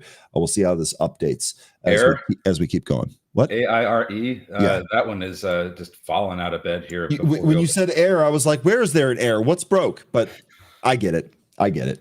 Well, what's broke is the support. The support. Okay. Yeah, Okay. Well $2 is done. no. Well done. Well done. Well done. $2 isn't much of an area there that's holding it up anymore. Now we're looking at 180, I think, as a support level. Right here, we do look like we're kind of at this 190 support. We'll see if this holds. We'll see if this holds here today. Tesla volume is kind of ramping into the open here. That's pretty cool. What do we got? Less than a minute here. We're about to open, aren't we? Yes, we are. 20 seconds. Let's go. Oh, and in other news, for any of you that care, Escape from Tarkov has wiped today. So for any of you Tarkov players out there, enjoy the new wipe. As soon as this show ends, I'll see you in Tarkov.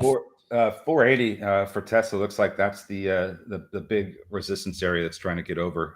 Couldn't do it on the 17th or 18th. Came back in. Now it's coming back up to try again, and we are open. That was well timed there with the Bell 13. I'm impressed. I am impressed. Okay. Just kind of cycling through all the ones we talked about. Looks like MGIH is going to be one of the earlier movers to start going here, breaking that trend. Okay. Let's see if we get some follow through with that. And Zcar, is it trying to do the same? Zcar still has to get up and through VWAP, so that might need a little bit more time, but we'll see. We'll see. AIRE trying to bounce and recapture the 65, not successful yet. PDYN also falling out of bed here. Sorry, go ahead. No, go ahead. I'm just saying, Paladine is potentially losing VWAP, recapturing it now. This one might try to push up, so keep an eye on PDYN if you're looking for a trade. I tried to time it, and I was a little bit early. GameStop just right now breaking its pre-market high. Higher we go here. 33 tests. Looks like we popped above. This is what we wanted to see here. I told you about the volume. Volume looking good here so far on GameStop. No position for me. I'm not trading this one here, but we did just break that pre-market high. And one of the other ones that you mentioned here was MGIH. Yeah. We just took out the VWAP. Next spot here, 453. What do you got as your next spot? Yeah, we could do 453. We could also look at 480 and then 525 after $5. So okay. 4 levels right there. Remember, we are still in an area of the calendar where a lot of traders have not come back yet. So we could see some light trading. We might not see all the follow through we want to see in these names. So be sure you are setting your stops and your trailing stops appropriately. Yep. And by the way, I did take some MGIH. My stop is 420. So that's my entry there is 415. Stop at 420. Impossible to lose. But what I really want to see here on MGH is going to be a test of this maybe $5 area. I'd be looking to sell at $5 if we get it. Otherwise, I'll stop out near entry, but slightly higher just to make sure I get some lunch after Christmas here. Here we go. MGIH continuing here. Let's see if we print 5. Would love that. Looks like the market has pushed back up to about where we closed on the 24th. Indeed. So the interesting thing to note here regarding that market, we kind of talked about this. We were also kind of talking about Tesla. Tesla looks to be going the opposite direction of the market here. Tesla's selling off. Watch that 455 pre-market low. Apple, on the other hand, higher we go. And look at Apple, really strong out of the gate. And MGIH is absolutely on a tear right now. It is. We're about to break through the pre-market high of 525. We're actually going to halt right here. Yep. I'm going to hold my position into the halt. All right. So this is a risk.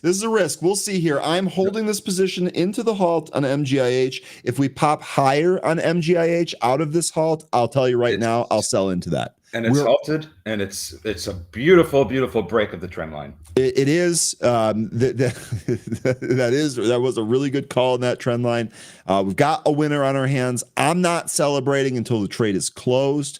I am in it here for the halt. And like I said, if we pop higher out of this halt because we're already at a target that I would have sold at, I'll sell into that pop. Yeah, now if Zoomcar could be next if it recaptures VWAP, so keep an eye on Zoomcar. We're also getting a trend break on this one.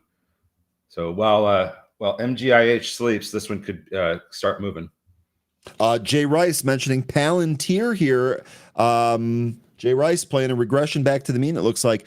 Did get some next week puts off that pop in Palantir. So we traded up towards 83.50.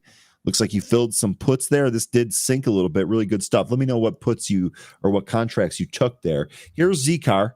Yeah, that one's certainly trying to go as well, but it's having a hard time recapturing VWAP. I think that recapture of VWAP, maybe it's going to take like another 5-minute candle, but this one looks like it's trying to get back into the 350 area, trying to break over the VWAP. Oh, here we go. It's starting to get going now.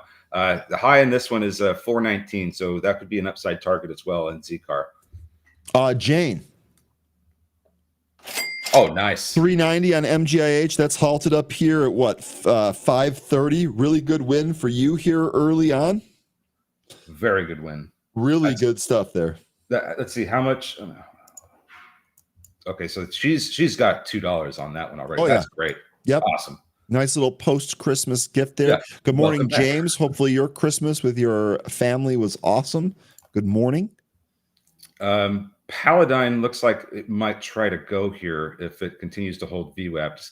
I'm not sure if we're going to see a breakout or not, but it looks like it's, as long as it holds up here, it could. We're getting a lot of sell orders stacked up at 680 though, so that might push it down. Be careful with PDYN. I like Jay had mentioned before. I don't like this one just because of the balance sheet. But if it provides trades, we're going to certainly try and trade it. And it has, to be clear, it has provided a pretty good trade here. Also, kind of looking at the volume here, we've got more volume right out of the open than we did have in the highest point in the pre-market. That's good to see as well. So PDYN, this coming back in a little bit. One of the other drone names that we've been taking a look at here, ONDS. Yeah, I am excited about this nice little pop here again. Let's see if we can get back towards that 250 area. That'd be sweet here, ONDS. And conditionally accepted is mentioning Cooler. This is one I've followed for a long time. It's finally making moves. Rumble straight up out of the gate. Sorry to interrupt. Rumble straight up out of the gate here. We talked about that one earlier. Let me go to Cooler. Yeah, Cooler, I think we're getting into an area. We're actually going to be getting close to all-time highs here in Cooler. All-time high in Cooler I have at 425, and we're on the doorstep of that. And it's already traded 52.5% of its average volume here today. And when it's what, 9:36 in the morning, that's going to get above 100%. All right, so now we're starting to get some activity here with Paladin. It took out that little wall that it had. Let's see if this gets going as well. Some of these movers that we were looking at this morning are doing really well. Yep, here we go on Paladin. Wow. Right back to 7 here. Watch the 7 break. Do we break and go higher here on Paladin? PDYN, your ticker? Yeah, if we do, it's going to go beyond 738. Got another wall here. It's contending with at 7. Took it? Just 8, yeah. So it's chewing through orders. I said, good morning, Born. Good morning, Beach Bum. We already said good morning, James. Who did I miss? Anyone? Jane? I don't think I missed any. Webcoin, good morning. Zcar also doing the thing now. We just needed a second candle to confirm that we were going higher. This is what we wanted to see. 419 is the pre-market high in this one. That's going to be the next target we look for here. BBAI, folks, that just took 4. Little dip and rip there to 4. Watch the pre-market high here, BBAI 412. Yeah, Paladin really starting to push into the 7 handle now. Okay, this was a really good call. Lots of good stuff. Really good call. I didn't take this one. Really good stuff. Good morning, Jennifer. AIRE. So we did get that drop out of the open that I was looking for, and now we've rebounded and we're going higher. So if we can get back, looks like it needs to get over 225. And then we could see if it reaches that 250, that pre-market high. Okay, good stuff. AIRE. Oh my God, Cooler is on an absolute tear right now. How awesome is it for you? It's insane. That is a huge rip here on Cooler. Merry Christmas. Buzz Lightyear, Merry Christmas, everyone. Yeah, Merry Christmas. 13, you've been on this one since this was a 20-cent penny stock. Yeah, this thing has just been an absolute ripper. And I got a shout out to Zoltan for, keeping me on focus on this one, because I was having doubts for a while on whether or not they'd be able to pull off all the things they needed to do in order to be an attractive company. The share structure is very heavy still, but the fact that they are still getting orders now, they're into crypto. Man, this thing is just on an absolute tear, and they are probably going to be one of those companies that has a very, very important defense angle. So there's a lot less likely of a chance that this could ever be delisted as a result. Okay. Good stuff there on Cooler as we rip to the highs. We're still waiting MGIH on the halt. ADD, this is another one from our list. This sold off a little bit. BBAI. Oh, sorry, my thing just crashed here. Let me just share my screen again real fast. No worries. Let's see what's doing good stuff here. MGIH still halted, waiting for that one to unhalt. Getting a little bit of a pull in Cooler now after hitting an all-time high. Cooler now at 69% of its average volume traded here already. We're definitely going over 100% on that. Poet, this also continuing to trade up here. This might have some more room here. Poet, good volume out of the open. Rum and Soundhound are just on an absolute tear out of the gate.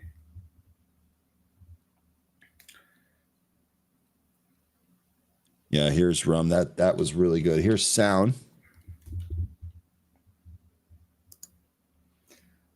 LAES being mentioned here. We were talking a lot about drones and drone defense. I'm still seeing commercials for LAES's products on CNBC every morning, and it is exactly the drone defense theme that we were talking about here. LAES, nice little rip here, 520 to 6, very fast. Did you see the commercials for Eli Lilly? No, which one? During the Netflix football games? No, I didn't. I had so much stuff going on. I didn't pay attention to any commercials, man. Yeah, I just noticed there were a lot of Eli Lilly commercials. Now, Eli Lilly, so interesting that you bring that up here. I made a note. They were talking about this on CNBC earlier. Eli Lilly has weight loss data that it is expecting in April. Ooh. Okay, so I don't remember. We just saw Novo have some weight loss data come out. Its stock really sank on that data because it wasn't as good as expected. Well, Eli Lilly, who's been eating that company's lunch, we are expecting more weight loss data on one of their weight loss products in April. So it's effectively almost January now. Factor that in if you're going to position yourself for a trade ahead of that data being released. Big pull on a lot of these names we've been trading. Zcar was one of them. ADD, well, this thing's been down no matter what since the open. AIRE was getting a pull, so was PDYN. Names that are still ripping, though, BBAI, this thing is now making new, it just broke through the pre-market high, so that's on a rip. Cooler is still on a rip. This thing looks like it wants to go to 5. And real quick here, sorry, I'm not trying to ignore Crimp Biscuit, but neither of us have covered this one. TRUG, TRUG, True Golf Holdings, penny stock here ripped into an upside halt. Remember, this is a golf simulator stuff. That's what's going on with this one. Another rip into an upside halt. We got a lot of rippers here today. Look at ONDS near the top end of its range as well right now. Archer, I don't like the way the price action is looking now. It sold off out of the open, trying to recapture VWAP. So far, unsuccessful. If it cannot recapture VWAP, maybe by the next 5-minute candle, this is probably going to go down to the 200 EMA on the 5-minute, possibly lower. Yeah, lots of getting some pulls in a lot of these high flyers this morning. TCRX trying to bounce off the 200 EMA. Sorry, did you need to say something? Don't need to, but worth mentioning here, SOBR. We've had a kind of a slight curl back towards the highs. Let's see if SOBR can trade back up to its VWAP here. That is 10 cents away. MGIH is open and going higher here. I'm just going to take that off the table there. Booked. And MGIH might still go higher. I'll wait for another setup, but we are 1-for-1 big winner out of the open here. MGIH. Oh, this might halt again up here. Whoo. Yeah, I have the only other high level I have on this is probably the last time it ran really big was on February 12th. Got up to 957. Not saying that it's headed there, but that would be that'd be where I'd be looking, because I don't see any other price action, above between that level and where we're at now.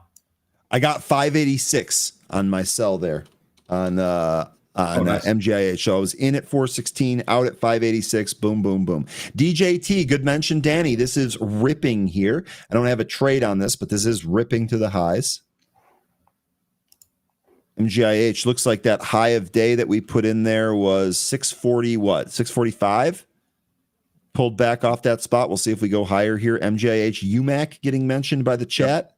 This could end up bull flagging. If we kind of put in a couple more candles like this one we currently have on the 5-minute, and still hold above VWAP, this could turn around and take out that 1738 high we put in.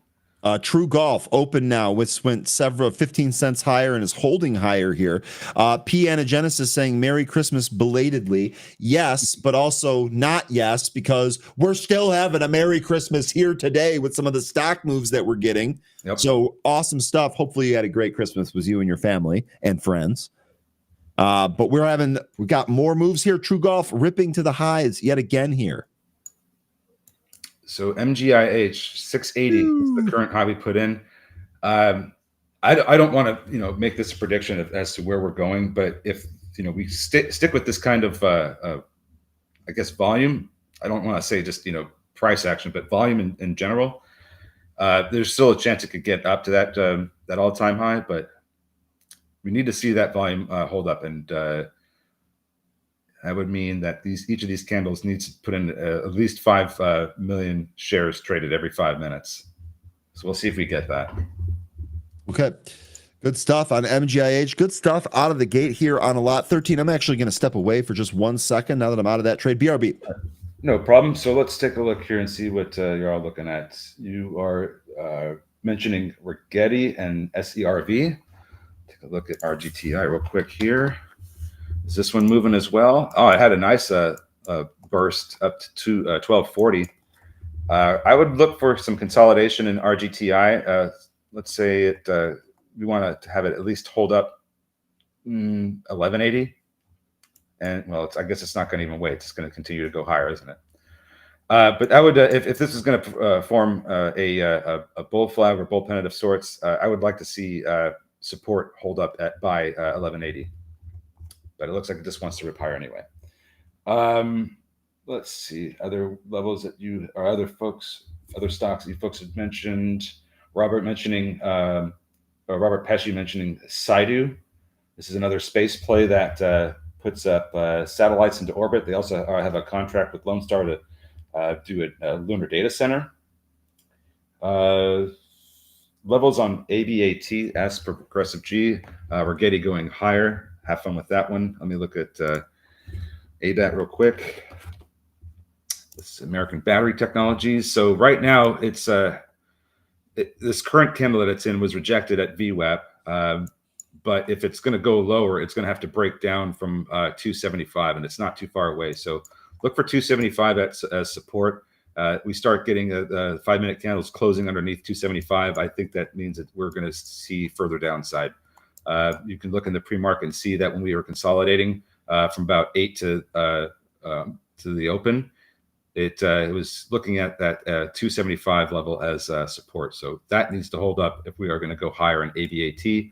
Otherwise, I'm afraid that thing's going to have a date with its 200 EMA. Is that Zcar? No, that's ABAT. It actually, ABAT, that actually looked pretty good on Zcar too. I was trying to follow along looking at the Zcar chart. That tech analysis looked pretty good for that. Interesting. Twisted. Thank you. Thank you, gents. Appreciate you guys in an awesome channel. We appreciate you. Hopefully we'll see you around here more. We're really looking forward to a very profitable 2025. Not only do we have great things planned for the stream with our awesome producers, but 13 and I are really, really looking forward to trading 2025 and hopefully bringing a lot of prosperity to the group.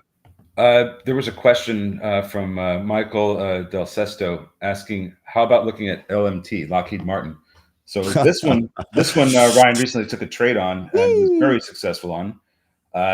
This had a near bounce off the 500-day SMA, and I think this ends up coming back up. If it doesn't exactly hit 500, it probably will trade around there. maybe a little bit higher, maybe a little bit lower, but 500 is where I think the price goes in the short term. I still think this may end up trading down more, as we go into the next year. But I think we might find better support closer to 450. I do like the valuation where it's at now. It's a lot closer to fair value, but I don't want to buy it at fair value. I want to buy it beneath that. So I'd be looking at starting a position closer to 450. My thoughts here on Lockheed. First of all, as 13 mentioned, this was a recent trade. This was a Thursday to Friday last week trade. I was looking for a clean bounce right here off the 500 day. And look at this power candle on volume that I got the very next day. That was the Friday where we ended up closing those calls. So those were going to expire on that day anyway. So I ended up closing them for 100% gain, rolled those profits into VRTX, which I closed on Tuesday for 140% gain. So this was actually a really awesome short-term trade. I love the company. I do think that this is probably on its way up to a 200-day. I have no position right now. I would reassess if we do get to that 200-day. QBTS getting mentioned. This is it had a nice big candle right now, so that's pushing up. So same with Rigetti, by the way. Oh yeah, Rigetti, QBTS, cooler. This one's pushing up into the 440s now. Looks like there's a wall at 450. That's going to be eyed as a as a takeout target. We'll see if it gets up there. Just a lot of these names that we've been looking at for a long time that haven't really gotten a whole lot of movement. Finally getting a ton of movement in the end of this year, and it's been awesome. And the quantum name, or the quantum theme, I should say, still hot here, as we just outlined a lot of those quantum names continuing not only to hold up, conditionally accepted, but actually trading up as well. So all of these pretty much across the board. We took a look at QUBT, QBTS, Rigetti, QMCO with QMCO would be another one to take a look at there. 49 on QMCO. IONQ, this is another one that Wall Street has really liked. This holding higher here on IONQ as well. MGIH, this one might try to take out the high it just put in of 683. We're pushing right back up there after the pull. Let's see what this does. S&P futures here trading down off that initial spike there. So it looks like we're down about 0.3 here. It looks like the SPY flirted with 600 and then backed off that area. That's notable. See if that holds here throughout the day. Certainly looks like 600 resistance right there. I would love to see the price action going into the end of the year, kind of just trade sideways around 600. And then when we get into 2025, I'd love to see a sell-off. That would be excellent for the SPY, in my opinion. Okay. MGIH pulled down to VWAP, getting support right now. So let's see if this is going to be where it turns around and tries to push up past 683. No position in this one. Let's see here. Looking around at some of these other ones for setups. Did you break down Lunar at all? Someone was asking about Lunar earlier. I saw that this actually held after Tuesday's gain. We've now pushed higher here in the pre-market. Did we have news on Lunar? No fresh news here. This looking pretty good though, up 4.5% or 4.25%. Excuse me. It's probably still running on the contract awarded for NASA's Near Space Network. This was, I don't know if he's here today, but thinking about it was on, on this particular stock because he was waiting for news from NASA, these contract awards. And we had talked a lot about, one of them, and I don't know if you recall, but we saw what it did the last time it got one of those satellite contracts from NASA. And even he was saying, this is not all that they're going to be getting. There's more coming later this year. Yeah. And he was right. And there it is. So we're getting continued movement off of the contract award. Okay. There you go. Fairchild's on that too, on Lunar. Danny asking about Wolf. Is Wolf dead? This is Wolf Speed. This is WOLF. Is it dead? I wouldn't think so. I would say that it's currently in a downtrend. And actually, if you take a look at this recent price action here, right, we were holding in here right around 8. We sold off. We came back up to it kind of close, but really couldn't do it. Now it looks like we're going lower here. I wouldn't be surprised if this had a date with $7 next here. This down from 11 double top there. What does this company do? This is one of the Bitcoin angles, wasn't it? No, I think that was the one with the U. No, okay. Yeah, you're right about that. Wolfspeed is involved in the manufacturing of wide bandgap semiconductors. It's focused on the silicon carbide and gallium nitride materials and devices for power and radio frequency applications. Company serves inverters. Oh, no, excuse me. The company serves applications such as transportation, power supplies, inverters, and wireless systems. Geographically, it derives a majority of its revenue from Europe and the rest from the United States, China, Hong Kong, Asia Pacific, and other regions. So I think this is going to move with some of your semiconductor names. It's down 3.36%. How's NVIDIA doing today? Down 1.1%. Looks like it's kind of moving in tandem with NVIDIA. I think there's a little bit of another element to why Wolf is moving the way it does, and it's likely going to have to do with different export controls between U.S. and China, and the ban on certain materials and tariffs. I was going to say, so that's a really good point. So maybe it's just kind of worrying or waiting out some of the tariff worries. I think that's what investors that were in Wolf probably would be selling over because I think it would be for that reason. We're approaching the Trump presidency. We're less than a month away. Yeah, and this is a good point because we mentioned a number of it's not just China or just Europe. It's a number of countries that might be even more. That's good stuff there on Wolf. Now, is it dead? I don't see why it would be dead. I mean, the chart here looking pretty rough. I mean, look, is this a real company? I mean, do they have it's like this? Is this a company that's got revenue? How's the balance sheet look? If everything looks fine, then this is just a lot of overabundance of caution. I would say. I mean, like you said about the chart, this thing has been just going straight down. Tax loss selling at the end of the year here. There you go. When you look at the daily chart, you can see that ever since the pandemic, we've been putting in this massive head and shoulders that is probably on its final leg of resolving. I don't know how much lower Wolf will go, but I don't think it really deserves to go a whole lot lower from here. This should, in my opinion, start to see a turnaround next year. Yeah, and if you start seeing bad news come out about Wolf and the stock doesn't go down, that to me right there is going to be your buy signal. While we were discussing that, by the way, SES, ticker SES, busted through its pre-market high of 123. Looks like we printed 128 there at the high before backing off. No position for me in SES, but a nice little pop on volume here. That's what we want to see. Cool. Like a number of you guys are on SES. We're going to give a one up for that. And we're also going to bust out the cooler. The Zelda sign. Cooler? Yeah, that one looks like it's trying to gear up to take out 450.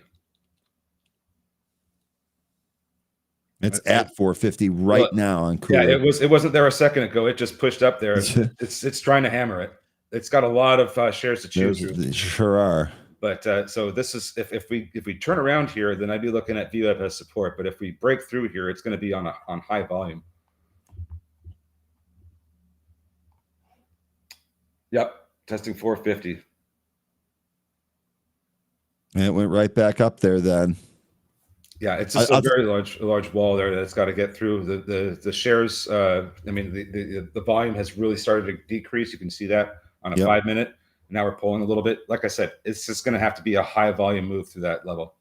That, you know what, though, if you take that level out, especially given some of those volume stats that you just mentioned here on Cooler 13, I'll tell you what, that could really pop above that 450 area. And the amount of shares that are sitting out there, it's not impossible for this stock to take that. Yep. So that's a decent setup. We just need to see the volume match it. Paladine, this thing is coming down to a support level, 630.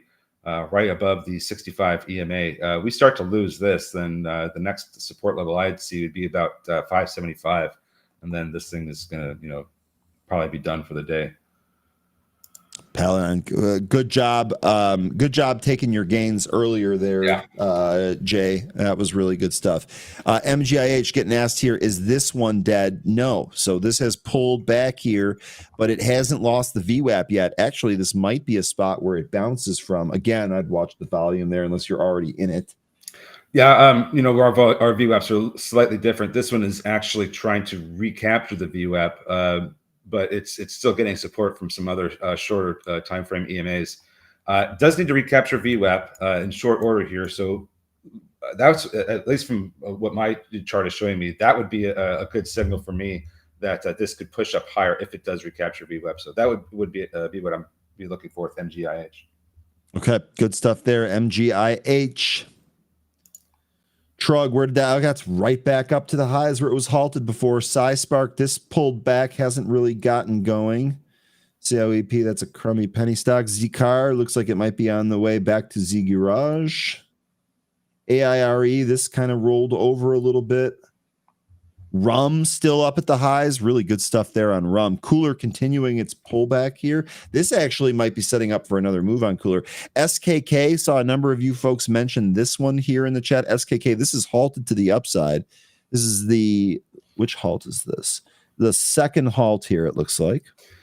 I was just asked if I short Mara here, and here's the thing. I'm going to give you two sides to this. The Bitcoin names have been on a rip, and I think trying to short those, there's a substantial risk that comes with them. You could easily get squeezed out of that. But seeing that we're getting a little bit more of a sustained sell-off in Bitcoin and some of these other names, I would think that maybe this is about the time where they're going to start to go lower. Now on the Mara chart, I do see that over the past couple of months, like from the middle of November until now, we've been putting in this head and shoulders pattern on the daily. This looks like it could end up going lower, and by lower I mean like down to about maybe the 15 handle lower. That's where I think it could end up going. I don't know how much lower it goes after that. I think it's going to be dependent on Bitcoin, but just looking at the Mara chart, it looks like it is trying to lose the 200 EMA on the daily. And if it does, then I think somewhere in the 15 handle it might get support. So so I don't want to say yes, short it here, or no, don't. But those are the two sides of it. Could get squeezed out because that's what we've been seeing. And at the same time, it's a very, very clear head and shoulders pattern that indicates there's more downside coming. And if we do get that, I've given you a level where I think we might find support if we break down. Okay, really good stuff there on Mara. MGIH looks like it's bouncing from that $5 level. That did line up with my VWAP. I know ours were slightly different, but MGIH so far is, and just like that, we pulled and broke. Be careful here on MGIH. I would just be careful on all of these that have been moving today. They're had very, very big extended runs out of the open. Some are going to come back in just as quickly. Names that have not come back in just as quickly yet. QBTS, that thing is on the doorstep of 9. I also saw Robert here was mentioning RCAT was ripping here. Big one from our group. RCAT here, almost new highs. Robert, this was a really good call. I'm sorry I didn't go to this one earlier. Yeah, then Rumble is just broke through that 1550 level. Got as high as 1593. Now it's losing that level. There's still a lot of upside targets I have in Rum. So if it continues to get support like it has been all morning, it could end up going up to 1725. RCAT 14 bust right there. Real strong action here in RCAT. Real good volume. ABAT broke down, now getting some support from the 200 EMA on the 5-minute. We'll have to see if that holds up. And waiting for MGIH to decide if it's going to come back up over VWAP or not. A lot of these have really fallen out of bed. SPY here, I know that sold off a little bit, going right back for 600 there. We'll see here on the SPY. Crimp Biscuit suggesting we get a Danger Will Robinson from Lost in Space. A little soundbite there. When we get some of these LAES ripping here. Okay, so question here. So J Red. So a couple of things here. Newbie here. Welcome. Hopefully you find this helpful. Thoughts on LAES? I got in when I heard you guys talking about it, still in. We've talked about this a lot, so that doesn't really help me in terms of a price here. My thoughts on this is that this are hot with the drone theme. My thoughts on the price action here. This has been a gigantic move from Pennyland up to nearly $6. I would say at least at some point here, you've got to be able to pay yourself on these moves on the way up. This is a vertical move that could very easily retrace. Mm-hmm. However, you have a current theme that is supporting it. So when you're trading these, again, no one ever went broke taking a profit. You don't have to sell everything. Make sure that when you see outsized moves in a very quick amount of time, that you book gains in there, keep some of that money in your pocket. You don't have to sell it all or anything like that. Just make sure you're paying yourself. Make sure that your risk parameters are not becoming outsized. Don't be risking too much there. And when you get a move that works for you, don't be afraid to cash that in either, or at least partial. And understand the risks that you're taking when you know we might be talking about something, but that's not an invitation to just jump into something that we're talking about. Well said. We're talking about it because we're identifying the risks and the benefits to trading this, and we're giving levels, we're giving background information of the company, and all those things are going to play a factor in how we trade it. So when you're looking at it for something to trade and we're talking about it, listen to what we're saying, and because we're likely providing some levels and good entry and exit points. So I think it's worth listening to the whole thing before you start jumping into anything, because you might be jumping into something that could blow up your account. Yeah, real quickly here. Well said, 13. SKK, this just opened, and this is ripping up to the highs. This is a really good example. I'm calling out some of the action here on SKK. This actually might re-halt here to the upside. This is going to halt here. Yep. SKK halted now to the upside. So I flipped this. I'm mentioning it. I'm mentioning that it's got the halt. That's not an invitation to buy, right? Be careful here as these things push here. But if you're in this, again, like for example, I don't know when you first started talking about this one, but after this popped here, if my buy was around 93 cents, now that I'm up here, hell, I would have been doing the same thing at $1.40 here. I'd have been selling into that move. When you get something that works for you, don't be afraid to take some of that profit. Stack those profits on top of each other. MGIH, by the way, recaptured 5 here. Sure looks like this is trying to bounce from this area. Yeah, and then to your point about what was the one, the SKK? So this one looks like it had a really low RSI and it's just trying to bounce. If we do get a more upside out of the halt, I'd be looking at 250 as a resistance area, and then after that 325. Those would be the two areas to the upside of where I would see resistance in the stock. So, Jay Summers, a good point here. Again, you can and will go broke taking a profit if the losses exceed the gains. This is actually one of the reasons why you hear 13 and I talking about downside and losses first, because really you can't even worry about gains until you figure out your loss and your risk parameters. When you have those squared away, then you can start letting your winners run and start letting those profits go on top of it. But this is a good mention here, Jay Summers. I'm sorry I wasn't more clear about that. To your point about MGIH, it's still trying to recapture VWAP on my chart. And I don't think I'm necessarily interested in this one until it can get back above VWAP. But I'm glad that we are trying to hammer at that and recapture it, though. Jay Red, got it. Thank you. I do my own due diligence, and you are already on the right track, boss. Anyone can do this job, especially if you read and you put effort into it. But I would have not have seen this if I was not watching your channel. Well, whim, bam, boom. You just figured out what one of the benefits of our channel is. We are constantly watching scanners, and we are constantly tapping the group for ideas for things to trade. So as long as you have risk figured out and a trade plan, you're in the right spot. You're in the right spot, dude. MGIH here, by the way, after talking about that, lost that $5 handle. So careful on that one. PDYN, by the way, right back to its intraday and pre-market highs. Yeah, PDYN right at a resistance level from earlier in the morning here after we opened. Volume expanding. Volume looks good here, PDYN. Watch this one. It looks like AIRE is trying to rebound off that 180 level.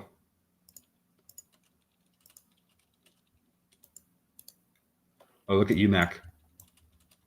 UMAC, it traded up to 1738, and we got some weakness since then, getting also support from VWAP. Now it's trying to blast off away from VWAP and take out 1725. 1725 looks like to be the level it's had the most trouble with. Had some trading over it, but 1725 seems to be where the sellers start stepping in. Okay, really good stuff there. Next level resistance on RCAT. Let's see here.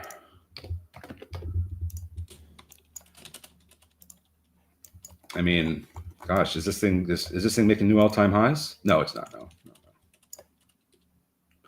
It's making highs that we haven't seen in a long time. Uh-oh, my thing crashed again. Give me 1 sec here. Has RCAT really been around? It must have been a different company, but if RCAT's been around this long, man, it's been around since the 90s. And that's when it had like some of these higher up prices. But man, this thing is reverse split. I'm sorry. PDYN through all of those highs here. It's doing the thing, folks. PDYN, big time move higher here. Really good stuff.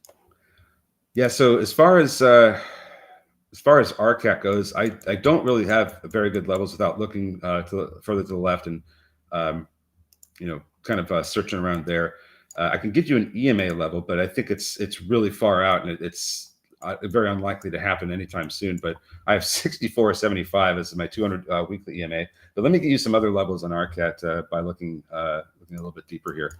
SPY still flirting with that 600 level. Good mention there, Izzy. SPY backed off that 600 level. It's trying to go through it here. It actually looks pretty good, but still kind of again flirting with 600. Here's your RCAT level, still right under 14. I'll tell you what, this looks really good. All time frames. This 15-minute time frame looks good. Look at this cup that we've really kind of taken out. Volume looks good here recently. All of this stuff looking good. The daily looks awesome. We're going from 6 to midnight on the weekly and on the monthly here. Woo! Okay, so yes, maybe you can help me out here. Is RCAT must have been a ticker from another company a long time ago. I don't know if they IPO'd in 2022. My broker's showing they have price action going back to the 90s. So I don't know if how long this company's been around or not. But let's say that let me see what I get on Thinkorswim here. Let me go to But let's just say that this has been the same ticker for the company this whole time.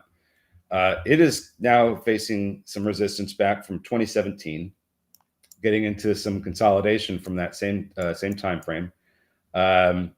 It looks like if we push up into the 18 handle, that's where it's going to probably end. Somewhere between 18 and 9. I'd say 18 and 20 actually. That's where it's going to get the most resistance, I think. So if we continue to move up, this looks like it could continue going. Gosh, it could just keep going until we get into the higher teens. I think I really can't give you too much specific levels. Maybe 1560 would be the next one. That's probably the earliest one I see. But after that, you're going to get into some consolidation back from 20 to 17 that indicates that somewhere between 18 and 20 is going to be some really big resistance. Yeah, so I do have pricing data going all the way back, just like you do. I can't tell you for certain if it is the same company. It very well might be. The one thing I will say is that this recent move here, this has completely taken us out of any type of standard deviation channel. We were clearly looking for a reprice higher here on RCAT. I'd be curious to know if it can actually stay up here after breaking some of those. Honestly, a pullback here towards this $10 level, I think would be really, really juicy for this, maybe setting up for another kind of a longer term upside move. We'll see if we get that though. PDYN is ripping now.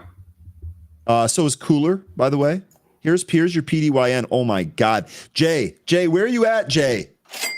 Let's go. How much? I mean, this is awesome. Another day here of just printing cash after Christmas. That's let's see if some of these other movers can do the same thing. Maybe BDAI. Oh, hello. What happened? Well, hi, everybody. So MGIH is still trying to recapture VWAP. At least my VWAP. ZCAR, this one has been going back in the Z Garage. ADD has not done anything today, although it looks like it might be rebounding here. All right, are we back? Was that me that dropped? The charts and you dropped, yeah. Okay, so it was my computer then. So you guys were fine. Okay, so that was me. Sorry about that. I think we just lost him again. I'm also looking at BBAI right now. This one looks like it is trying to push into the 415 area, where we've been getting resistance all morning. Need some more volume though if we're going to continue to go up through 415 and break the intraday high of 421. Let's see, GFAI. That one's also this one may have just hit the top for the moment. 129 is where it got to, and that has been leaking since then. But if it can get some support from 125, about where it's at, this may still be able to go up higher. Which one are you talking about there? This is GFAI. GFAI. Yeah, I think we need to see, of course, more volume expansion here, but it's holding up above 125 pretty well, and I think if it continues to do so, it may see the higher side of 130. Okay. Good stuff there. GFAI. Also, by the way, before I had a little internet snafu there, we had mentioned Cooler here. Cooler now also taking the next leg higher here. Really good stuff there on Cooler. Real good stuff there. Boom. This thing wants 5, it looks like. Rob says, buy a better computer and get off the McDonald's Wi-Fi. I've got a gigabit connection and my computer's better than yours, boss. Don't worry about it. SKK, by the way, so that was one of the ones that Wiss had mentioned here. This popped higher, unhalted, now halted to the downside. So it looks like this is kind of turned around here real quick. SKK on that ripper. Z-Car here staying lower. Sorry, 13. No worries. Z-Car looks like this is trying to recapture the 65 EMA. If it does, it's going to have a hell of a time trying to make its way through this pre-market consolidation. That's going to be about where it's at right now until somewhere above about 330. Lots of consolidation to get through a Z-Car, so it's going to rough road ahead for Z-Car. Let's just say. SPY here still holding 599 3/4 here, so it did stop just shy of 600. Really has not had the juice nor the volume to push through that 600 level. How are we doing? Average, oh my God, only 4.8 million shares traded here so far. We're what, about an hour into the market? How much did you say?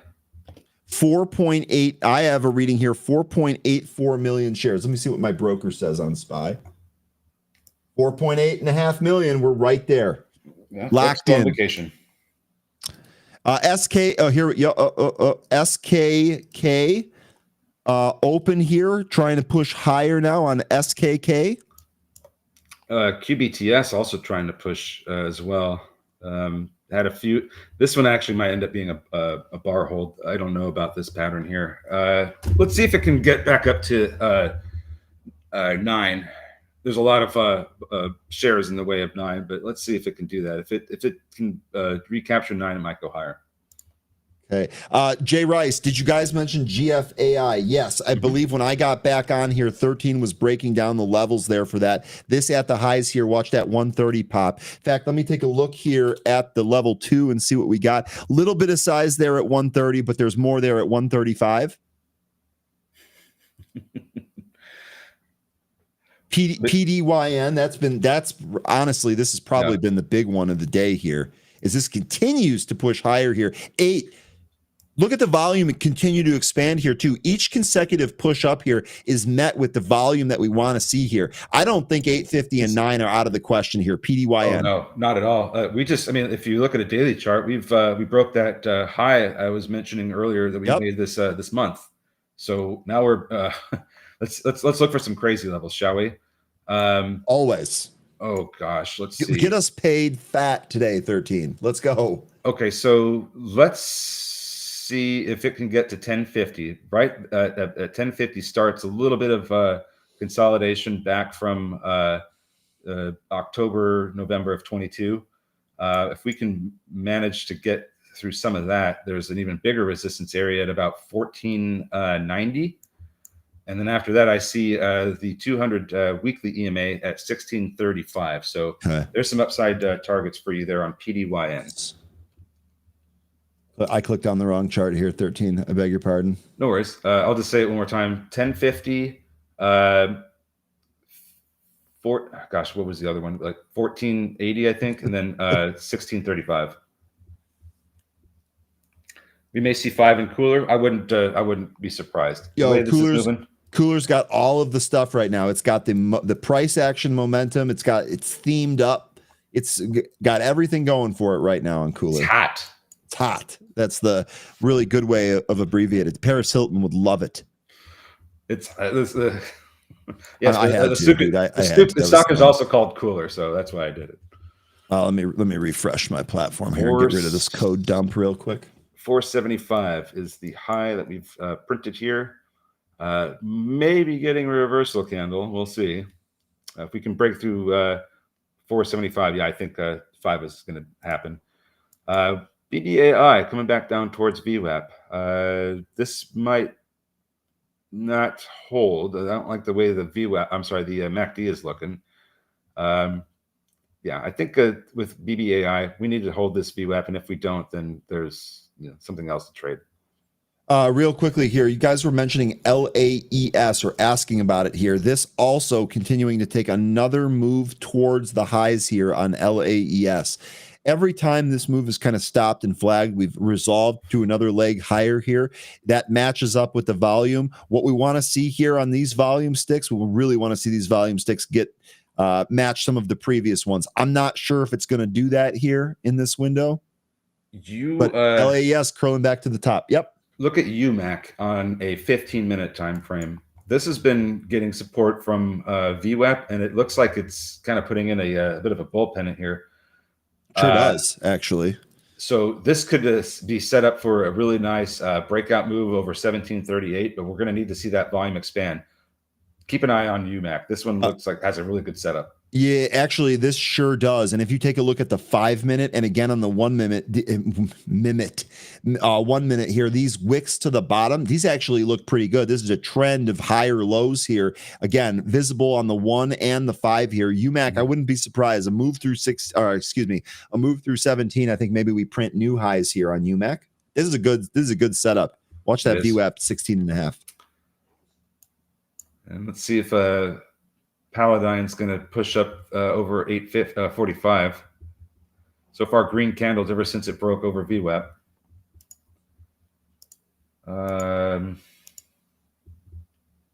Just looking around to see what else is happening here. Rum's still flagging near the highs here. So we had that big move that was over. This is Tuesday's intraday high. Now we're flagging and holding above it. That would be really bullish for another move higher on Rumble. Really good stuff here if you guys were trading this one today.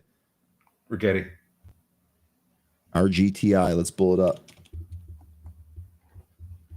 Another leg higher here on volume, and dude, I love it. I love it when a plan comes together.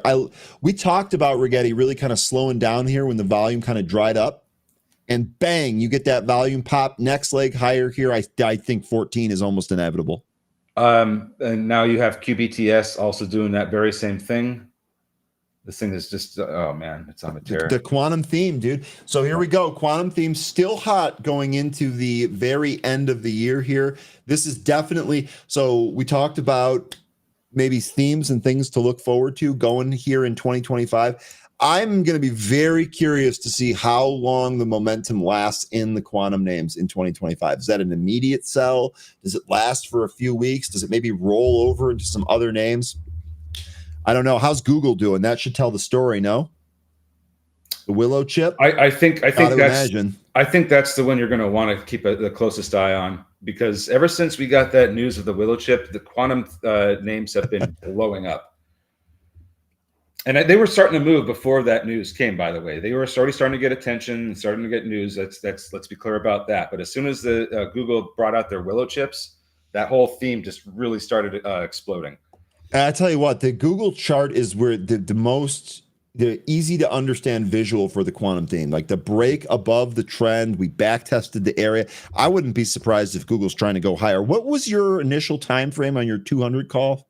Oh, I was looking for 200 sometime early next year, but got it much sooner than that. Yeah, I know we got it already, but I'm looking at this again. To me, this almost seems like a regressive backtest move. Maybe we're going to push not only through 200, but also those highs here. That exact value on that one's going to be 202.88. Wouldn't be shocked if we break through that on Google. GOOG is the ticker that I use to trade that, by the way. I was getting asked about lunar levels, and we're also seeing BBAI starting to go a little bit here, and then Saidu was getting mentioned again that it's ripping. Cooler still ripping towards 5, by the way. Here is your Saidu. Let me see if I can pull up some levels here for lunar. Good morning, Judge. Good to see Hey, you, Judge. man. Hopefully your Christmas was excellent. Maverick says, I love rigatoni. Let's be honest here. Who doesn't love rigatoni? It is an awesome pasta, and pasta is awesome just in general. I'm with you, Maverick. Rigatoni, FT dubs. So for lunar, I have 1980 as another upside target here. After that, 2130. Then that's all I have left for upside targets. This is based off of previous price action that we've had. Let me looks like that was back in March of 23 that I was drawing those levels from. So we can continue to draw some more levels, but those would be the next two I'd be watching for upside for lunar. Okay. And of course, support level is 1755. If we go down, that's just beneath VWAP. PDYN flagging right here around 8. This actually might be trying to go for new highs on PDYN. Not in it, but this might be trading higher here. If that volume pop was the volume that we got here today, this was great. This is exactly what I was hoping for. Look at that. God, this was such a good move. MGIH, what a disappointment. So we had that initial move higher here. We came back in. We tried to curl up off the VWAP, which is this light blue line. We were unable to do that. And man, when we snapped it, look out below. MGIH going to test 4 here, I think, to the downside next. That could be a support level, but man, oh man, volume telling us that this is not the play for the rest of the day here as this continues to compress. Yeah, this is kind of what we've been saying with these names. They will have these great moves, and then once things start to cool off, they'll just come back in. And these are not names that we necessarily want to hold either. No. I mean, you could hold some of these, like the drone names, some of these AI names. They've done really, really well, but at this particular stage, with how much they've run already, I think I was also getting asked if Cooler was a good long-term hold.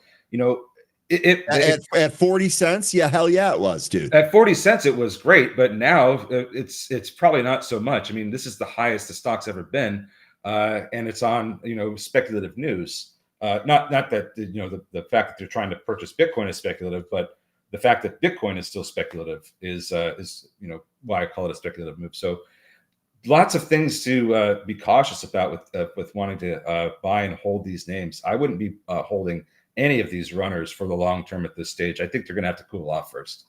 Real quickly here, Soundhound looks like this got into the adult beverages early here today. This is all over the place. Maybe some leftover wine and eggnog for Soundhound here today. Look at the moves on this stock. Look, $1.50 move in each direction multiple times here. SPY, Big B's all over it. SPY recently recapturing 600 right now.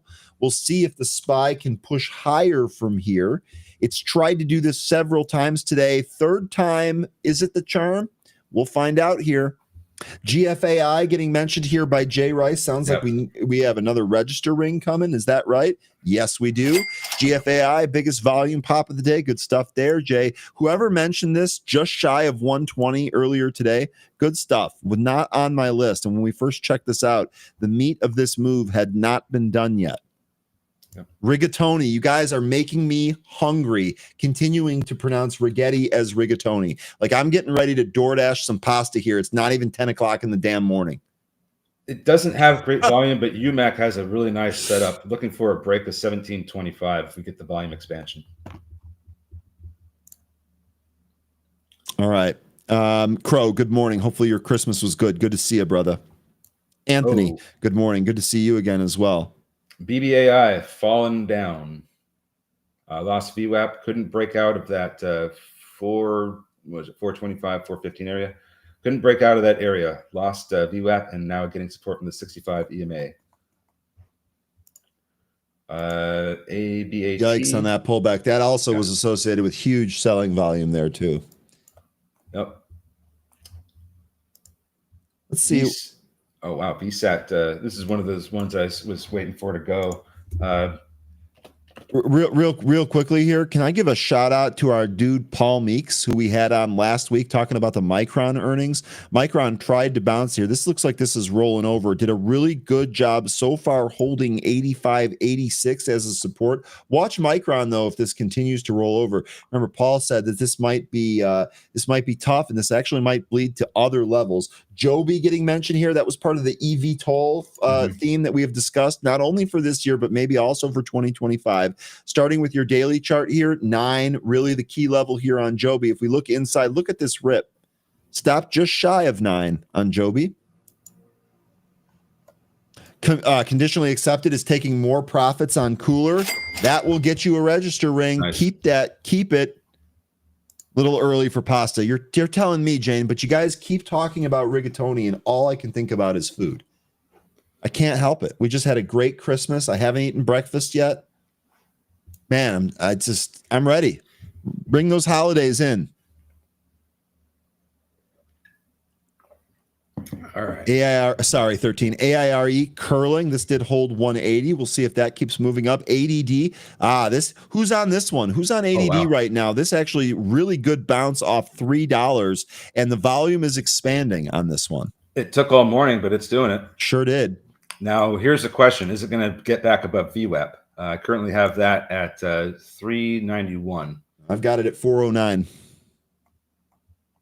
So that would be the big question for me, if it can recapture and hold VWAP.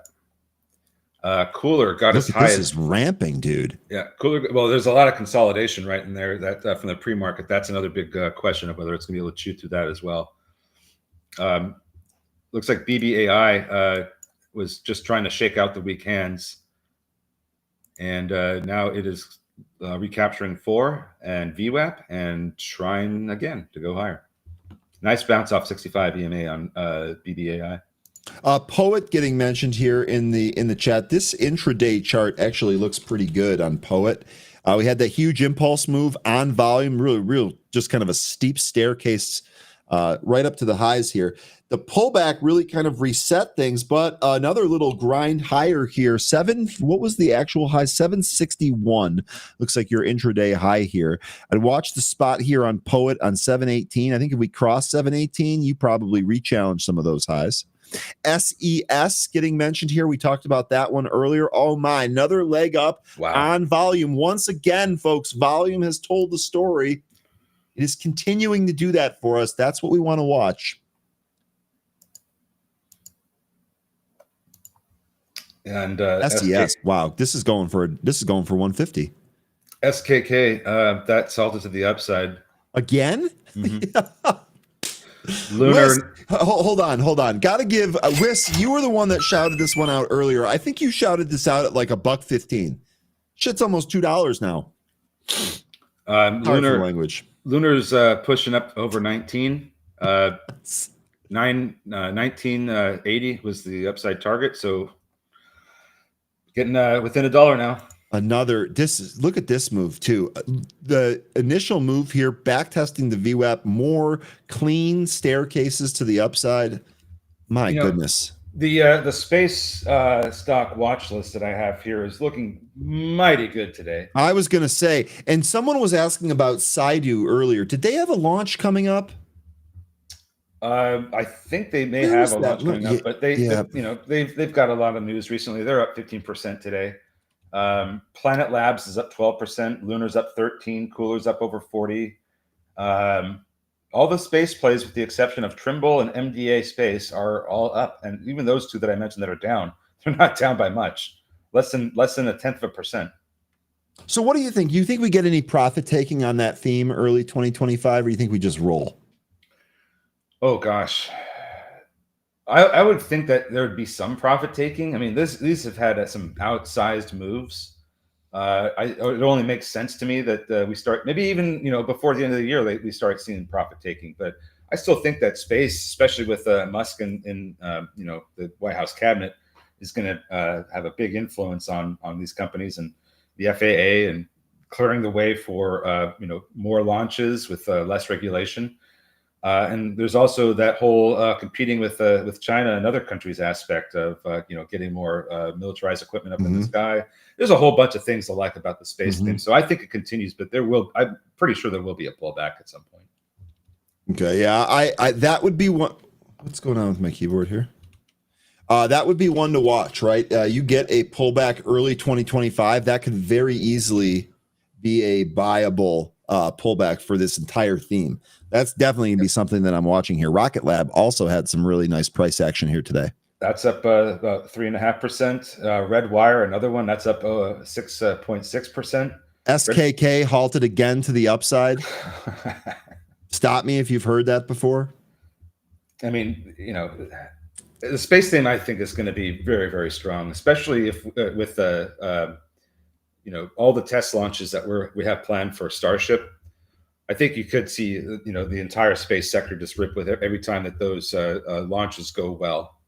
The next one is supposed to be next month.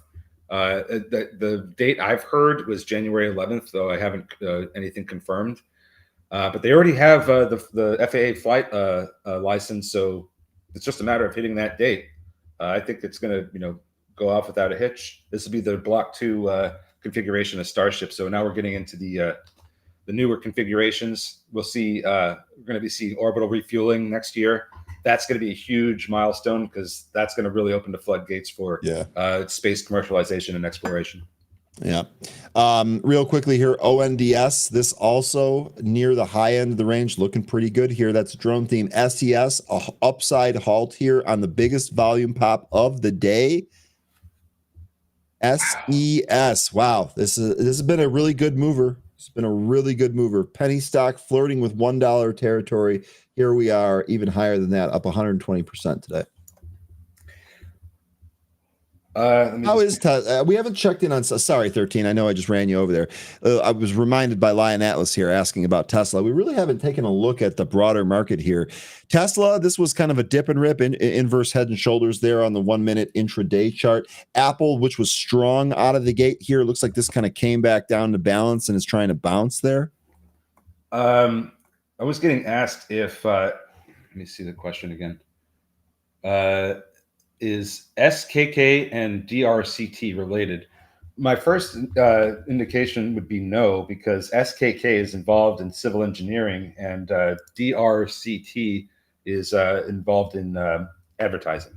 So my first thought would be no. Now, if there's some other angle where they've got something going on together, where they are trying to do some kind of business partnership, I haven't seen anything like that. I'd have to do a little bit deep diving, but they are in separate industries. What pasta are we talking about? The chat has been mentioning rigatoni quite a bit here. Invest and Muscle. Awesome name. Gotta say. What stocks do you typically trade? Well, it depends. What type of trading are you talking about? I would say my bread and butter would probably be small cap story trades. Or I'm looking for bigger kind of wealth moves, maybe 6 month to a year holding time on small cap stocks, but I'll really trade anything. I really like tech just because I'm so connected to it. And then what you're seeing us trade here, we're taking a look at whatever the market hands us, whatever hand the market decides to play on any given day. We show up to the table and we play that hand. We use our news and our tools to identify key areas and trading vehicles. Today, it looks like, and I would imagine that this is the case the day after Christmas, a lot of small cap trades here. Yeah, I mean, when it comes to this show, we're going to trade which has the best volume and the best movement. We're here trying to capture that movement. Other things that we try to trade, we start with a theme, and we try to find all the companies that are within that theme. So when we were talking about space, for example, we're looking for all the really strong companies or really good companies that are, or maybe even some of the junkier ones, all within that particular theme of space. So Saidu has been one that's involved with satellites and lunar data centers. Kind of on the junkier side, but it could end up being good with if we get more investment into that company. You have companies like RDW and Rocket Lab. Those are great companies with great revenue that are still growing.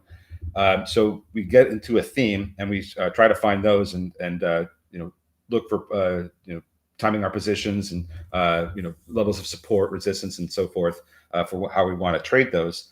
And that's another one. And then, of course, when it comes to longer term stocks, I like stocks that have dividends. If I'm going to hold something for a long Yeah. time, I want to be paid while I'm holding it. So I've held AT&T for a long time, Yep. doing really well in that one now. Ever since it came off its bottom.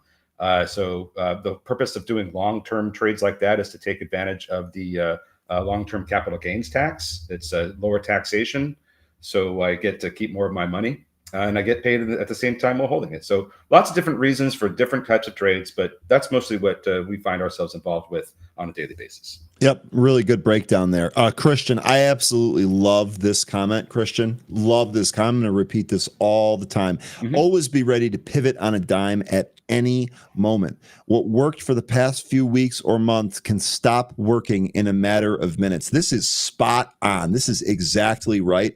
This is actually something that when I first started this, one of my trader friends would tell me all the time. He said, look, just be ready to pivot because what works for you a little bit doesn't always work. This is also the reason, folks, why we show this graphic so often here. I just threw a link in the chat. I'll share it on screen as well. This here for sectors, really, really helpful. A really good example of this is energy, right? Year to date here, energy is the worst sector. Well, if I mouse over that, you can see in past years when energy is at the bottom of this list, when it is the worst sector, look what sometimes happened the very next year. It ends up at the top of the list or somewhere in the middle there on the way up. So just because something worked in previous years doesn't mean it's going to work in forward years here. This works with big stocks, small stocks, and every type of stock in between. So really good mention there, Christian.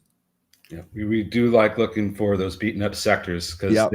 it kind of goes along with that whole theme. Like let's say that the whole energy sector was down overall this year. Well, we would be wanting to look at some of those really strong energy names for a potential rebound in the coming years. We like natural gas going into 2025, Yeah, and there's a very good reason for that because the current administration has placed natural gas export controls. So we've kind of hamstrung some of these companies involved in that space. Now, once this next administration comes in, one of the things they've been talking about is lifting those export controls, which would be very, very bullish and great for those natural gas companies, including the tankers that are going to be shipping it around the world, pipeline companies as well. So there's that whole theme kind of laid out in front of us, and we just need that catalyst that's going to help lift those export controls and help us make those profits. Long-winded answer there. Hope that's pretty good. Jay Rice. Jay Rice. Ryan, you get my drone message? Who's the guy dissing drones? Was it Money Mitch? No, it was not Money Mitch. We wish, by the way, we wish Mitch a very happy holidays. It was not him. It was a member of our chat here. Here's the tweet that you referenced earlier. The drone delivery market is taking off. PricewaterhouseCoopers estimates 800 million annual deliveries worth 65 billion by 2034, up from 14,000 daily deliveries in 2024, 250 million in goods. This gives you an idea of how much of a ramp there. Jay, I think this is why you were talking earlier about this really kind of being an untapped market. You add that with the military aspect of this, giddy up on drones. We're in the infancy here. Then I love that this goes to mention companies, Zipline, Amazon, Walmart, Alphabet, all that stuff there. Really good stuff here, Jay. I'm going to go ahead and throw this tweet in the chat. Sorry, 13. Go ahead. Diamond Hotline, you were asking about the target on rum. One of those we already hit was 1550. The next one I have is 1725.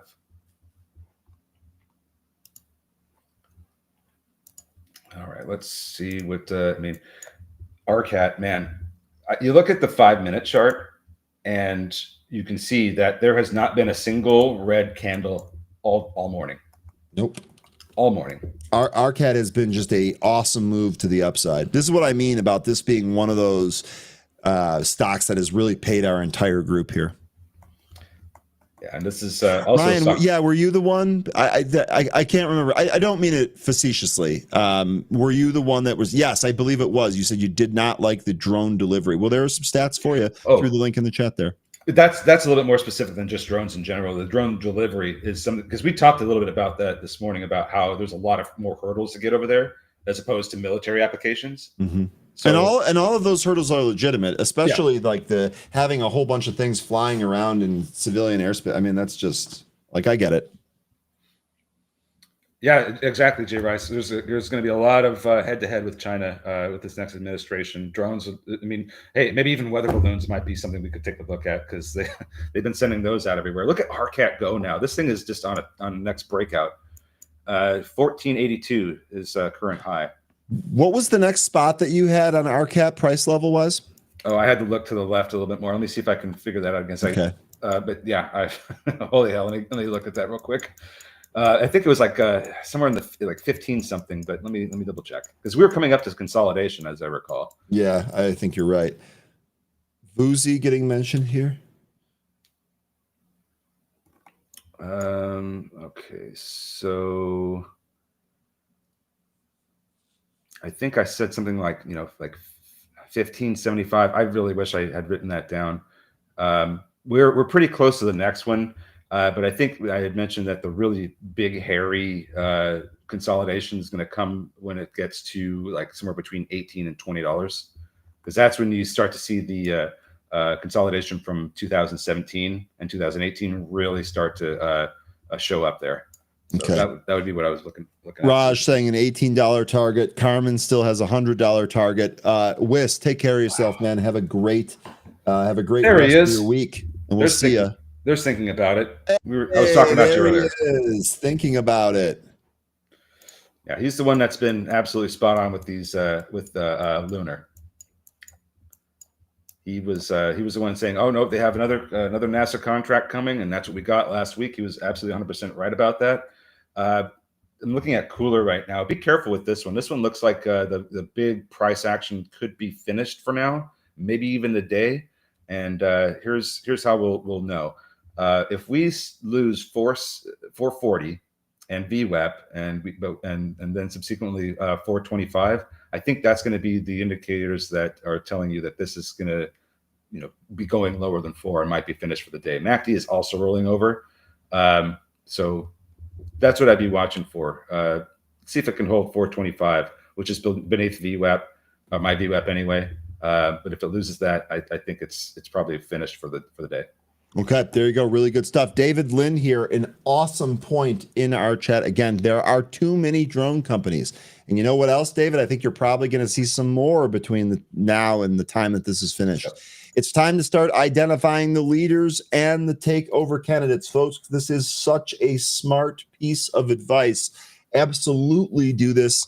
Sometimes it's hard to know who would represent a good takeover, but a company that has a good piece of tech that might need some more money or needs some type of financing or needs like a some type of financial help, those often make good takeover targets.